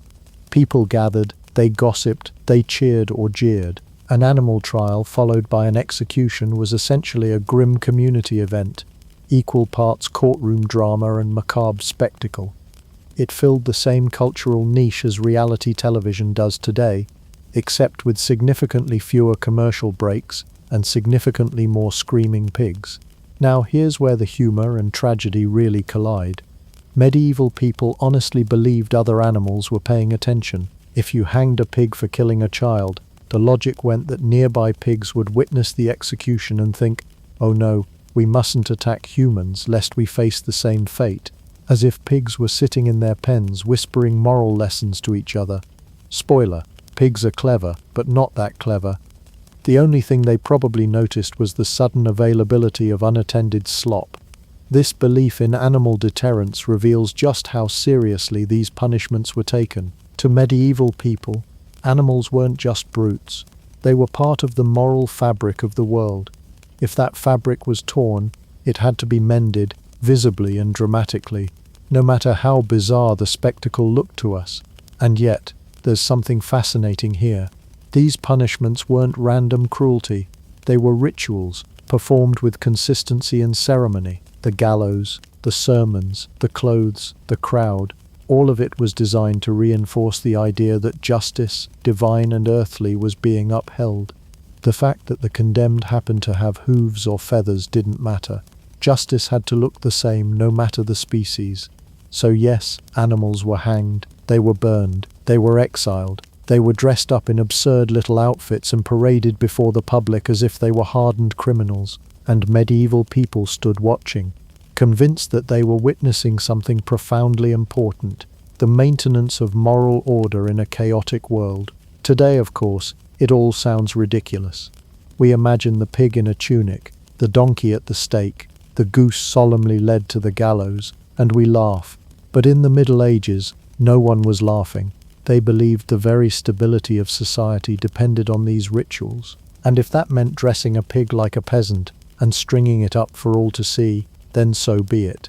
In short, when it came to punishment, medieval justice didn't discriminate. Man or beast, human or hog, the sentence was the same. The only difference was that the condemned animal never quite understood why the crowd had gathered or why it was suddenly wearing pants. By now you might be wondering, what on earth were medieval people thinking? How did they look at a pig munching in the mud or a rat nibbling through some bread and conclude, aha, that creature needs a fair trial? It's tempting to assume it was all theatre, a kind of bizarre medieval circus put on to entertain the townsfolk. But no, the reasoning ran deeper than that. What looks to us like absurdity was to them rooted in a worldview where crime, morality, and divine order stretched across all of creation, and yes, that included your barnyard animals. To understand the strange logic behind animal trials, you first have to imagine living in a world where law and religion weren't two separate things. Today, if you get caught stealing, you don't expect your lawyer to argue theology, but in the medieval imagination, every crime wasn't just against society, it was against God's law. Murder, theft, or property damage all violated a cosmic balance, and since animals were part of God's creation, they too were seen as capable of upsetting that balance. That pig who trampled a child wasn't just a clumsy farm animal, it was a creature that had broken divine order. In a way, this made a certain sense to medieval thinkers. After all, the Bible is full of stories where animals act with moral purpose, from the serpent tempting Eve in the Garden of Eden to Balaam's donkey scolding him for being cruel.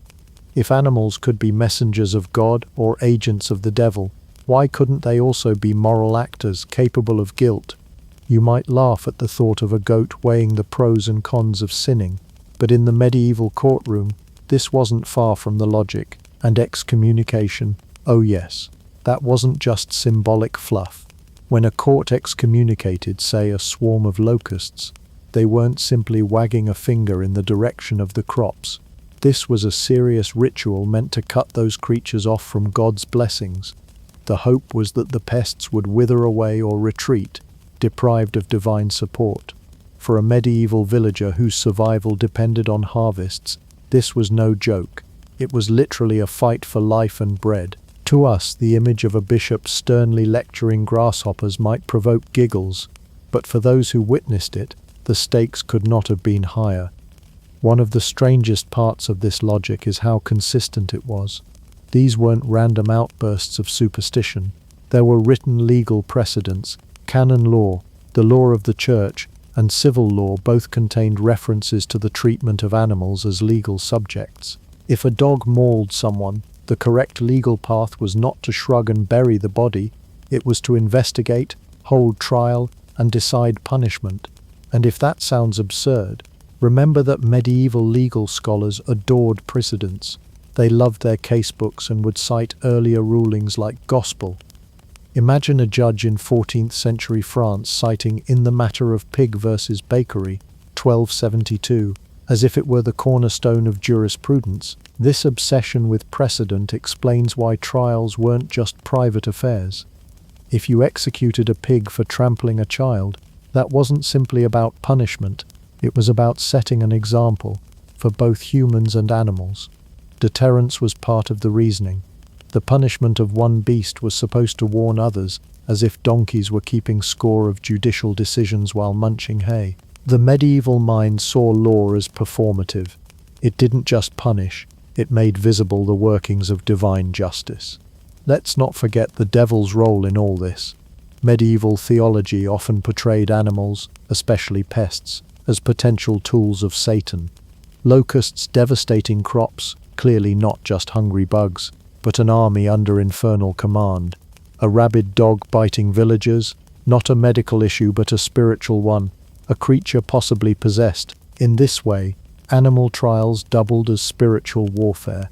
By prosecuting animals, the community symbolically declared its resistance against the devil himself. Of course, the logical leaps here are dazzling. Did medieval villagers genuinely believe the pigs were flipping through legal handbooks at night, studying precedent? Probably not. But they did believe in a world where law and religion mirrored the cosmic order. To break one was to break the other. That is why they took the effort to haul animals into courts, hire lawyers to defend them, and go through every ritual of justice. Skipping that process would have meant ignoring divine justice, and nobody wanted to be responsible for upsetting God's cosmic balance. And while we chuckle today, it's worth remembering that the medieval mind saw seriousness where we see silliness. To laugh at animal trials is, in a way, to miss the point. For them, this was deadly earnest, not theatre, not parody. To prosecute a pig or excommunicate rats was to affirm that the world had rules, that crime and sin had consequences, and that God's order could be restored. So yes, if you lived in the 14th century and found yourself defending a goat accused of nibbling a bishop's robe, you weren't just trapped in a Monty Python sketch. You were participating in a serious ritual that bound law, theology, and community together.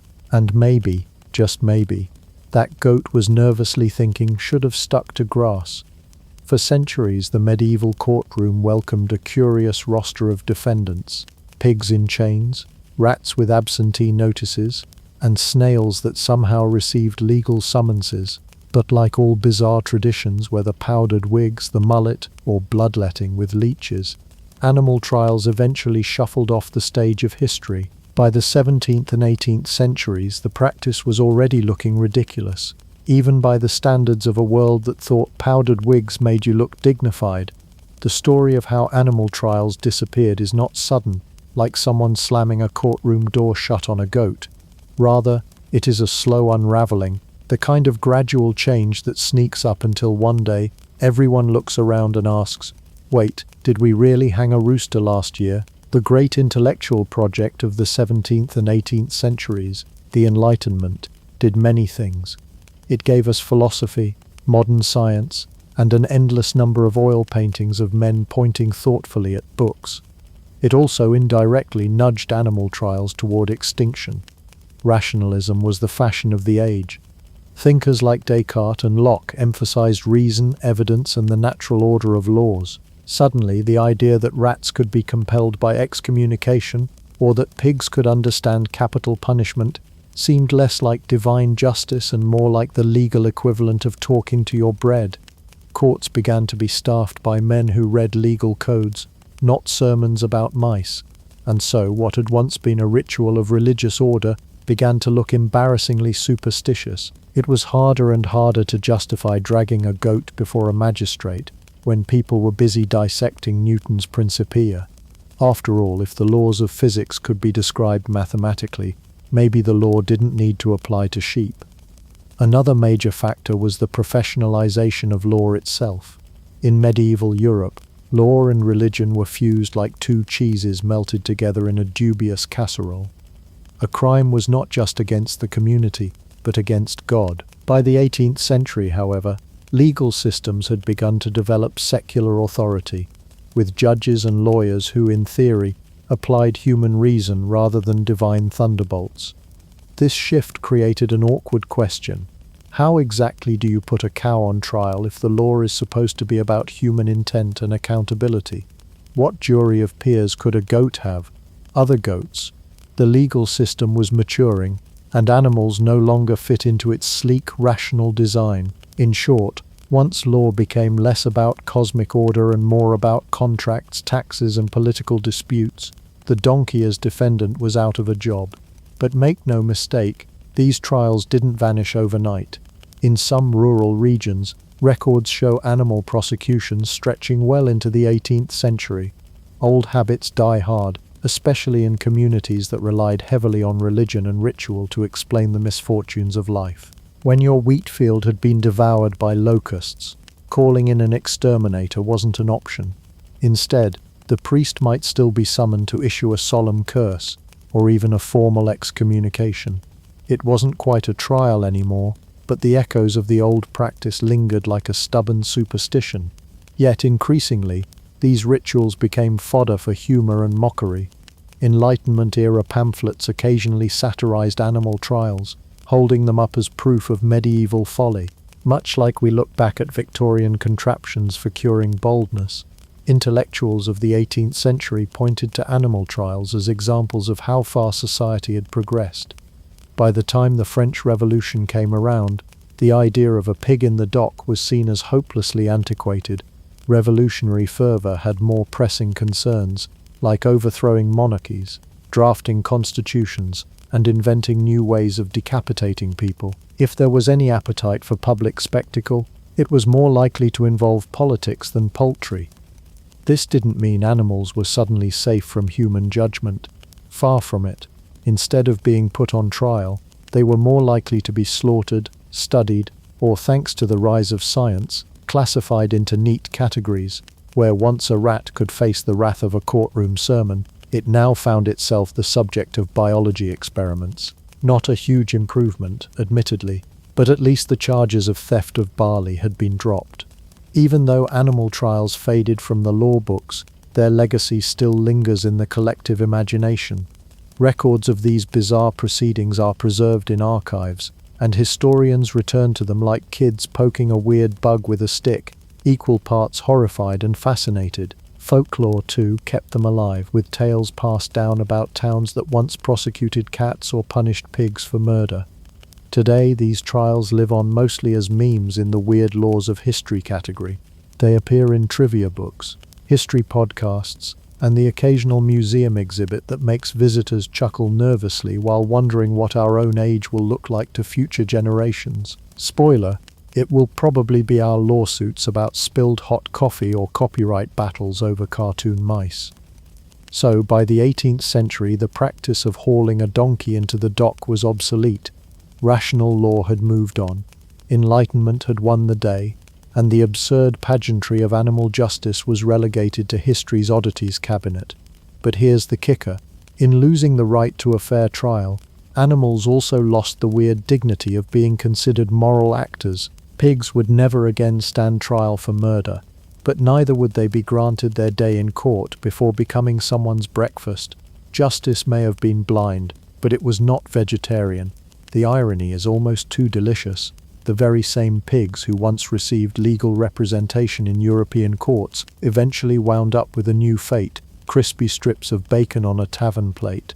If medieval pigs could have seen the future, they might have whispered to each other at the gallows, "You know, the hanging doesn't sound so bad after all."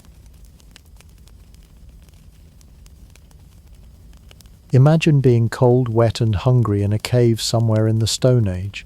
You don't have central heating, you don't have a lighter, and you definitely don't have those convenient little cardboard matchboxes you get for free at questionable diners. All you've got are 2 sticks, an unreasonable amount of determination, and the sneaking suspicion that if you don't figure this out, you're about to become dinner for something with sharper teeth. That was the everyday relationship ancient humans had with fire. It wasn't just a tool, it was the thin, flickering line between civilization and absolute doom. Fire meant warmth, protection, cooked food, and light.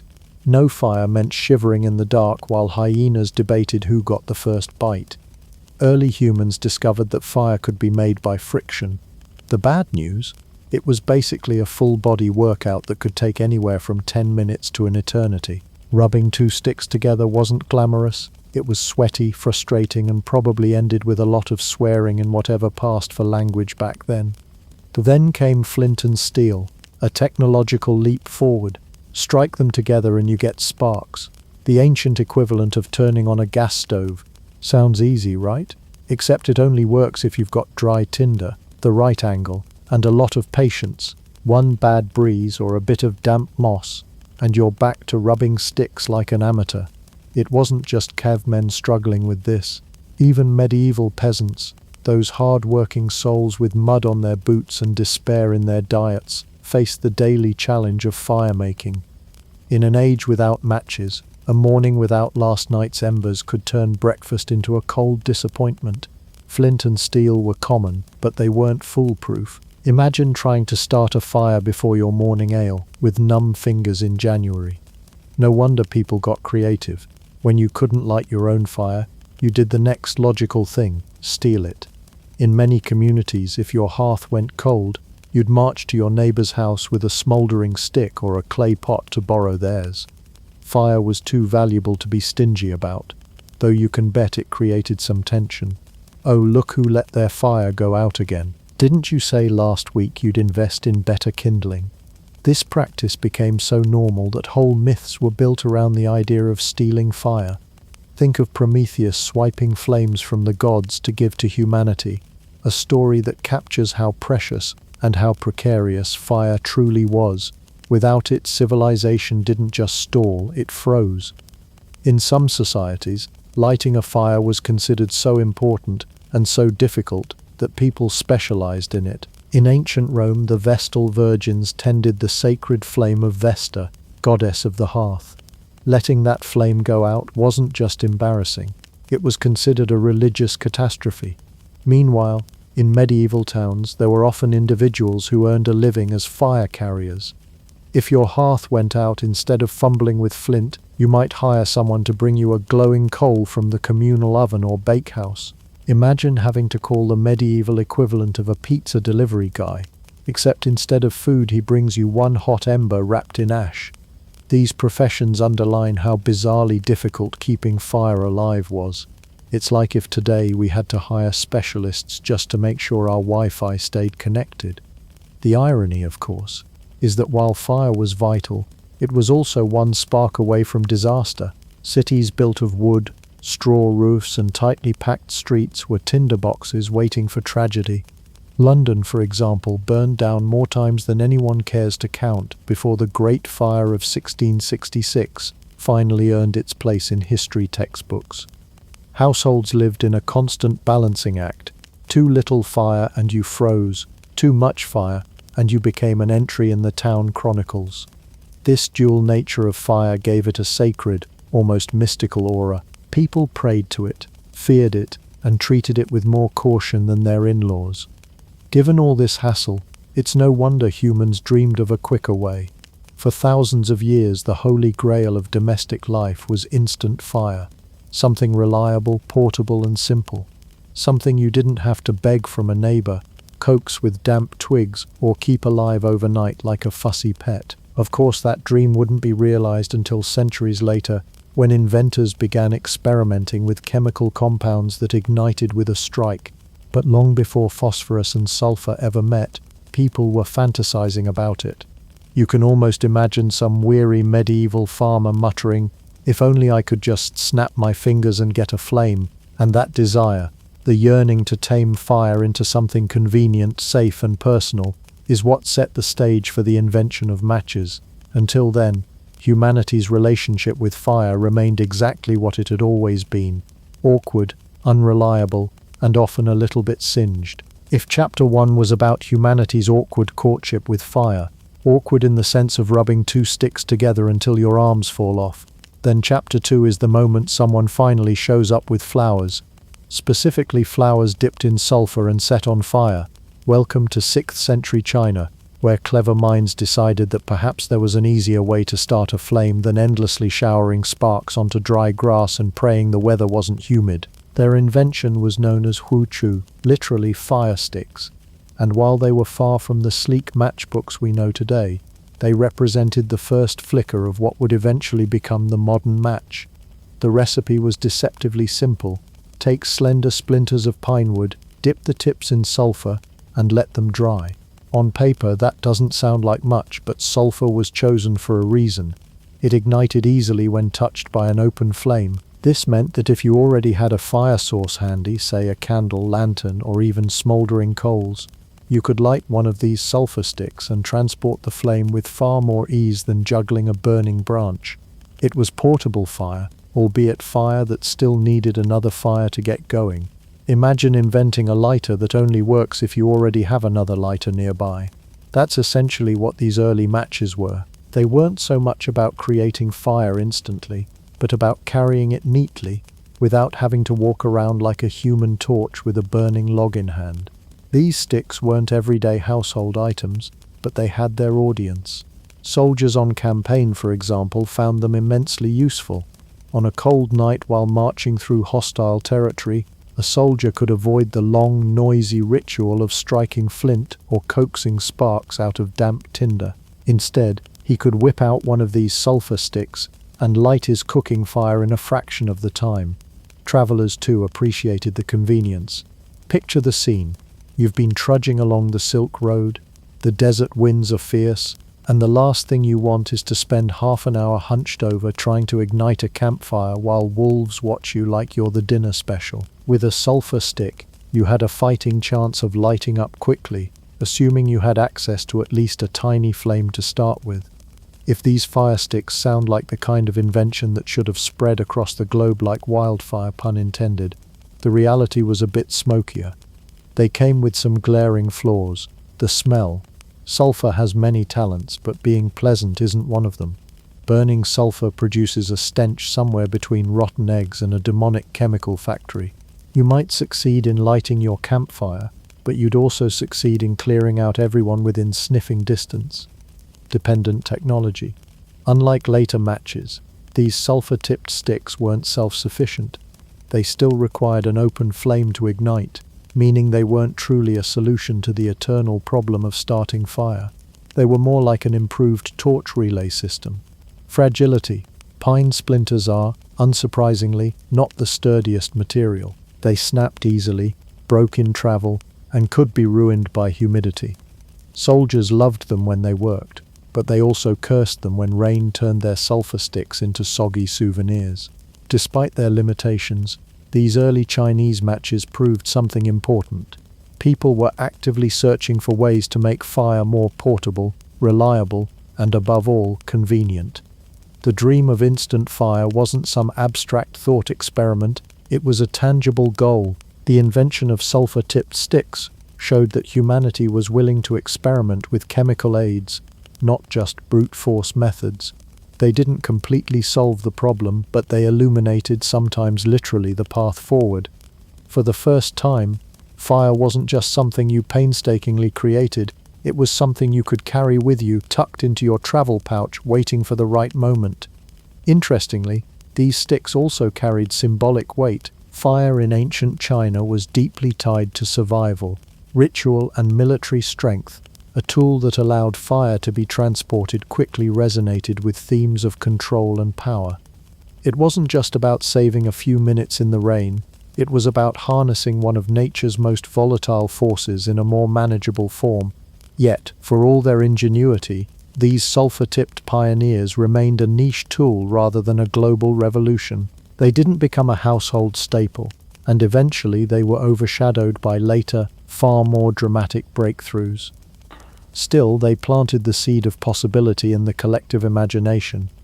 If Chapter 1 left humanity frustrated and blistered from rubbing sticks together, Chapter 2 shows the first spark of hope, literally. While these sulfur matches didn't smell great, didn't always work, and weren't universally embraced, they were proof that fire-making could be engineered. It was a small innovation, but small sparks have a funny way of starting big flames.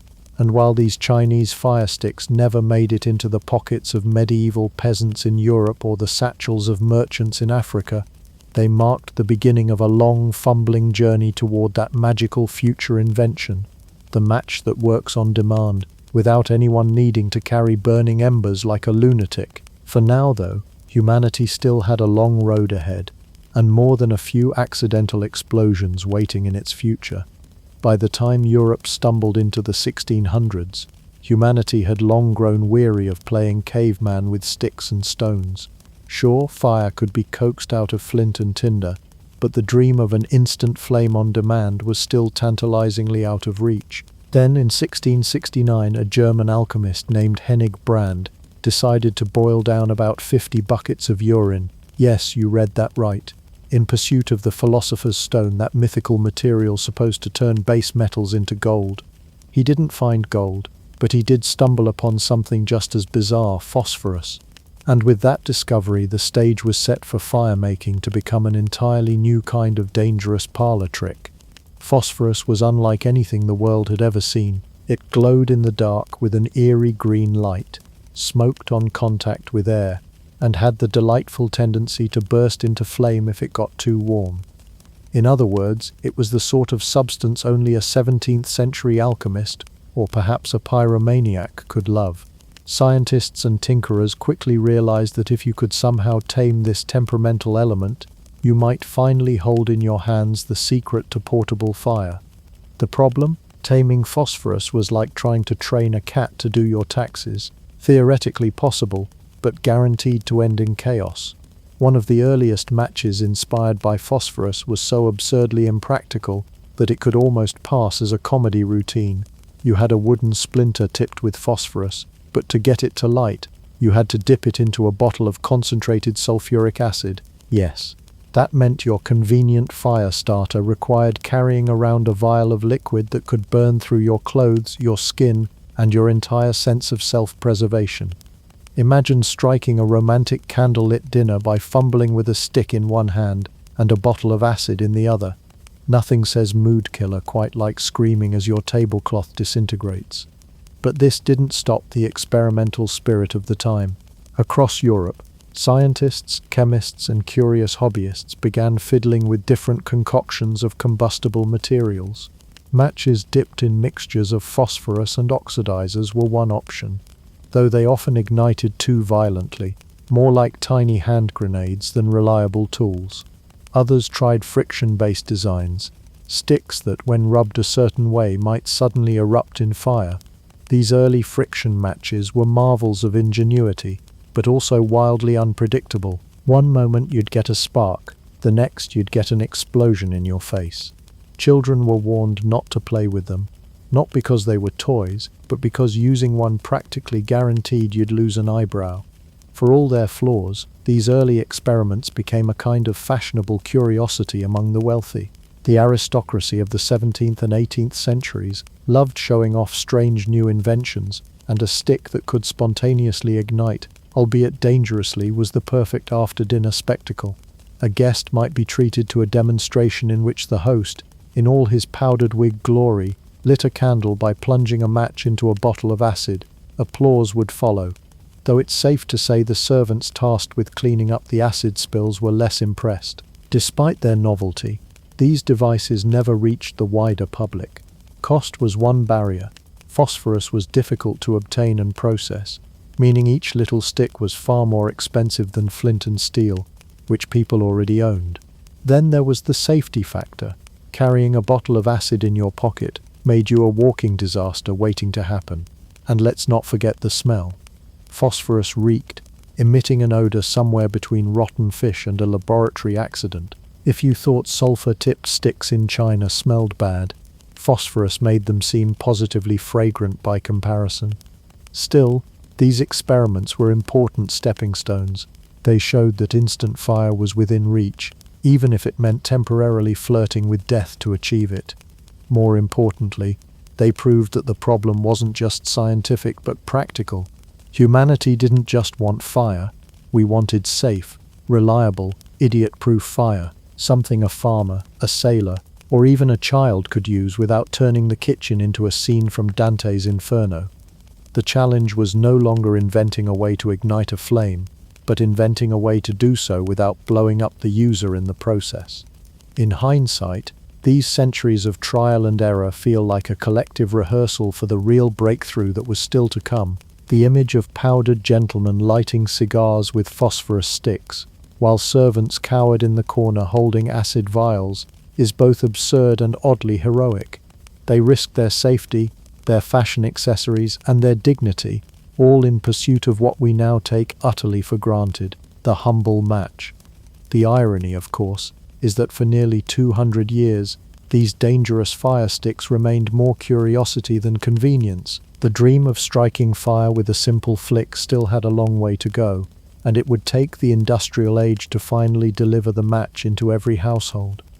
If Chapter 3 was all about failed experiments that risked turning your face into an early science fair casualty, Chapter 4 finally delivers the eureka moment humanity had been waiting for. Enter John Walker, an English chemist and part-time accidental hero of household convenience. In 1826, Walker was fiddling around with chemicals, not in a sinister mad scientist way, but in the same sort of bumbling, curious fashion that gave us penicillin, potato chips, and just about every invention that began with, "Huh, that's odd." Walker had been playing with a mixture of antimony sulfide, potassium chlorate, and a sprinkling of gum arabic, basically chemistry's equivalent of flour paste. He stuck the goo onto the end of a wooden splint and left it to dry. Later, when he scraped the tip against a rough surface, the chemicals suddenly hissed, spat, and burst into flame, fire on demand. No bow drill, no flint, no sulfur-scented travel sticks that required you to already have a fire burning somewhere else. This was real magic, only in chemical form. Walker had invented the first true friction match, though he didn't yet know it would change the world. At the time, he merely called them friction lights, and handed some out to his friends, probably with the same energy as showing off a neat card trick. But soon people were begging him for more, because his little sticks of chemical wonder could light candles, stoves, and pipes with a single strike. It wasn't long before they earned the nickname Lucifers, a dramatic branding choice that tells you exactly how people viewed this newfangled invention, half miracle, half infernal mischief. And mischief they were. Walker's Lucifers were not the refined, tidy matches you'd recognize today. They were unpredictable little beasts. The strike produced a violent fizz and often shot sparks across the room. The flames sputtered with enthusiasm, sometimes producing a pop like a miniature cannon, and almost always followed up with a smell best described as rotting eggs in a chemistry classroom.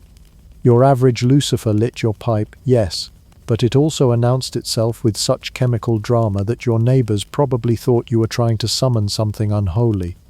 Despite these flaws, or perhaps because of the sheer novelty, the matches were instantly popular. For the first time in history, ordinary people had access to fire whenever and wherever they wanted, without flint, tinder, or the awkward ritual of begging embers from a neighbor. A housewife could light her kitchen stove in seconds, and a gentleman could impressively ignite his cigar with one casual flick. Fire had become portable, personal, and thrillingly dangerous. Of course, society was split on how to feel about them.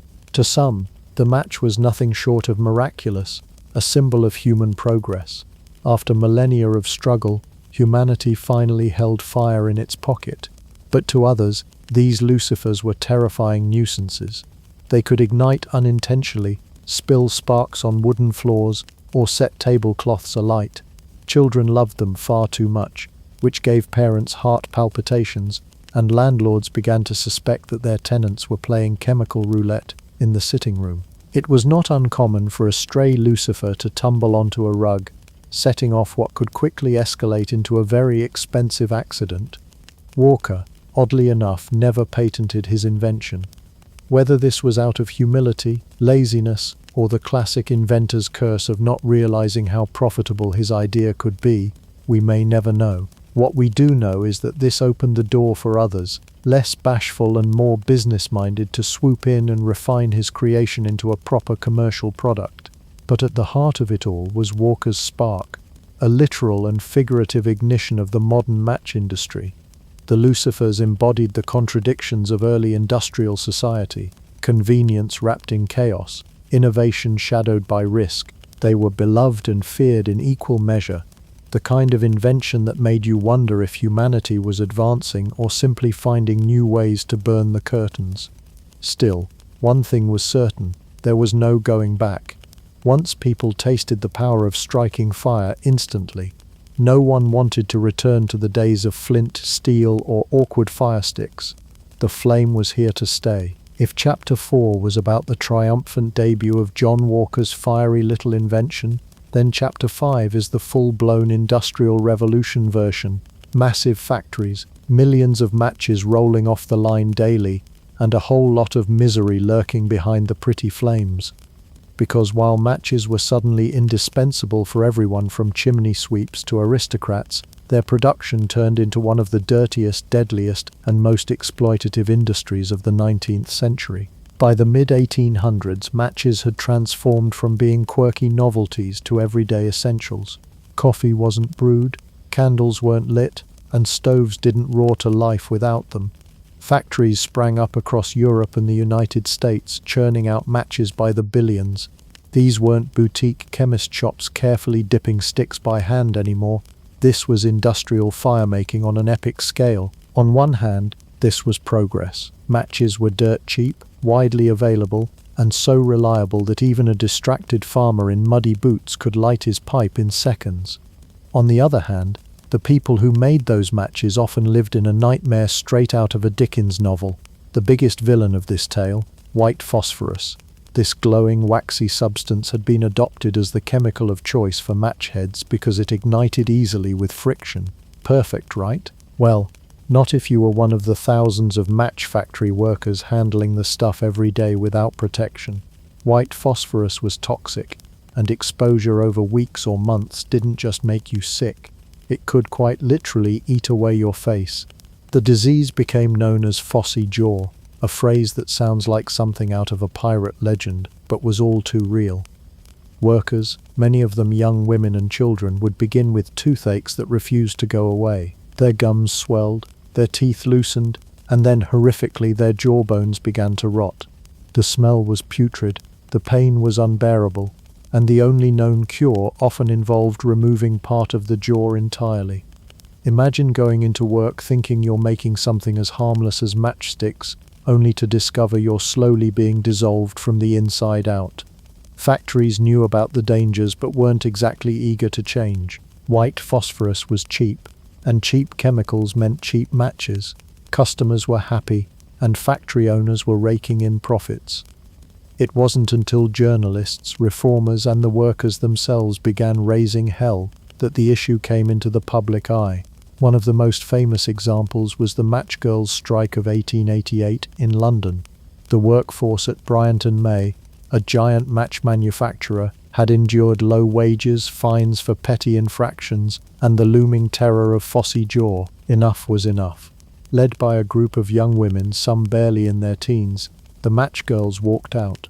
They organized meetings, petitioned Parliament, and gained sympathy from social reformers, most notably Annie Besant, a journalist and activist who championed their cause. For Victorian society, seeing impoverished girls publicly defy a powerful corporation was shocking, even scandalous, but it worked. The strike didn't just win concessions like improved wages and working conditions. It also became a turning point in the broader labor movement. The Match Girls proved that even the most marginalized workers could fight back against industrial exploitation. Meanwhile, governments and scientists scrambled for alternatives. Sweden led the charge with the invention of the safety match in the mid-19th century, which used red phosphorus, less toxic than its white cousin, and could only ignite when struck against a specially prepared surface. But old habits and cheaper production costs died hard. Factories continued to churn out white phosphorus matches well into the late 19th and early 20th centuries, especially in countries with weaker labor laws. It wasn't just disease that made match factories dangerous. They were, after all, giant warehouses filled with flammable chemicals, wood splinters and open flames. Accidents were inevitable. Fires and explosions regularly tore through production sites, sometimes wiping out entire facilities and the workers trapped inside. In one grim twist of irony, the very product designed to bring controlled fire into households often produced uncontrolled infernos at its birthplace. Despite these horrors, matches became cultural icons of the age. They represented the promise of modernity, a world where fire was always at your fingertips. Advertisements painted matches as indispensable tools for the hard-working man, the elegant woman, and even the adventurous explorer. Collectible matchboxes and decorative labels turned the humble product into a tiny art form, with brands competing for attention through colorful, elaborate designs. It was the golden age of branding as much as it was the golden age of fire, and yet, beneath the glossy packaging and cheerful slogans, the industry was built on suffering. Every match that lit a pipe, candle, or stove carried with it the invisible shadow of factory workers' sacrifices. The eventual push to ban white phosphorus matches in the early 20th century was as much a moral crusade as a scientific one, marking a rare moment when society collectively decided that cheap convenience wasn't worth human lives. So the golden age of matches was a double-edged sword. On one side, a marvel of industrial efficiency that illuminated the world like never before, and on the other, a cautionary tale about what happens when human health is sacrificed for mass production. It was an era where matches burned bright, but the people who made them often burned out far too soon. By the mid-19th century, society was facing an awkward contradiction.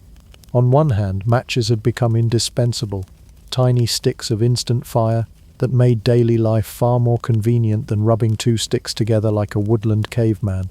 On the other hand, they were also miniature chemical hazards, capable of disfiguring workers and occasionally setting one's coat pocket on fire. People were beginning to ask a serious question. Is there a way to make these things less like carrying a tiny stick of doom? The answer would eventually arrive from an unlikely northern corner of Europe, Sweden. The first step toward a safer future was recognizing that the true villain of the match world wasn't friction or wood shavings, but the chemical that made them flare up so easily, white phosphorus. This stuff was as unstable as it was deadly. It not only sparked with minimal provocation, but also wormed its way into workers' bones, slowly rotting jaws into ghastly glowing husks. To make matters worse, white phosphorus gave off vapors that could poison anyone unlucky enough to spend their days around it. By the 1840s, reformers, doctors, and governments were beginning to realize that the chemical equivalent of evil fairy dust probably didn't belong in mass production. Enter red phosphorus, the calmer, more respectable cousin of its violent relative. Discovered in 1845 by Austrian chemist Anton Schroeter von Cristalli, red phosphorus was stable, far less toxic, and crucially, not inclined to spontaneously combust like a toddler with a box of sparklers. But as is often the case with great discoveries, it wasn't just about having the right ingredient, it was about figuring out how to use it. That innovation came in the 1850s when Swedish chemists Johann Edvard Lundström and his brother Carl perfected a clever system: put the red phosphorus on the matchbox, not on the match itself. This way, the match head could be made of safer chemicals, and the strike surface on the box provided just the right amount of spark to ignite it. A marriage of chemistry and practicality, this invention gave the world the first true safety matches. The difference was enormous. No more toxic fumes seeping into factory workers' lungs. No more pockets catching fire when a few matches rubbed against each other in transit. No more lucifers spitting sparks into someone's mustache. Safety matches were reliable, controlled, and just dangerous enough to be fun without being life-threatening. For the first time, people could carry matches with confidence, knowing they were more likely to light a candle than their trousers. But the impact of safety matches wasn't just chemical, it was cultural. With their arrival, matches stopped being objects of suspicion and became universal tools, as essential as bread and beer. Factories churned them out by the billions, and because the production process was safer, wages and conditions for workers began to improve, albeit slowly, because industrialists weren't exactly known for their speed in adopting reforms. Strikes like the famous Match Girls' protest of 1888 in London had already drawn attention to the human cost of cheap matches, and now manufacturers had a real solution to show they were not entirely indifferent to the well-being of their employees. As matches became safer, they also became more creative. The humble matchbox, once a purely utilitarian container, turned into a miniature billboard. Advertisers realized that every time someone struck a match, they were staring at a tiny rectangle of potential propaganda. Soon matchbooks and boxes were decorated with logos, political slogans, cartoons, and even collectible art. Owning a box of matches wasn't just about lighting your stove. It was about holding a piece of culture in your hand. By the 20th century, matchbooks had become one of the most widespread and effective advertising tools in the world, distributed in bars, restaurants, and hotels as free souvenirs that also doubled as fire starters.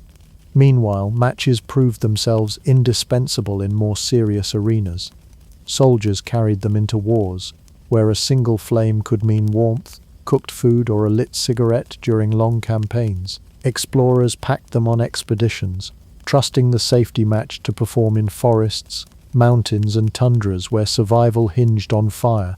Even romance benefited. The iconic gesture of lighting someone's cigarette with a quick flick of a match became shorthand for charm, intimacy, and sometimes doomed love in countless films and novels. By the time the 20th century was in full swing, matches had achieved a paradoxical status. They were both utterly ordinary and quietly heroic. Everyone had them, everyone used them, and yet they were the descendants of centuries of dangerous experiments, failed inventions, and tragic mistakes. They represented not just convenience, but the human determination to tame one of nature's most powerful forces without self-destructing in the process. Today, in an age of lighters, gas stoves, and electric ignition, matches may seem quaint, almost an antique curiosity, but every time one flares to life, it carries with it the history of struggle, ingenuity, and industrial reform. That little flame is more than just fire. It's a reminder that human progress is rarely clean, often costly, but sometimes with enough persistence, it gets there in the end. The safety match is one of those rare inventions where we can strike a flame, warm our hands, and quietly think, at least this one didn't eliminate anyone in the making.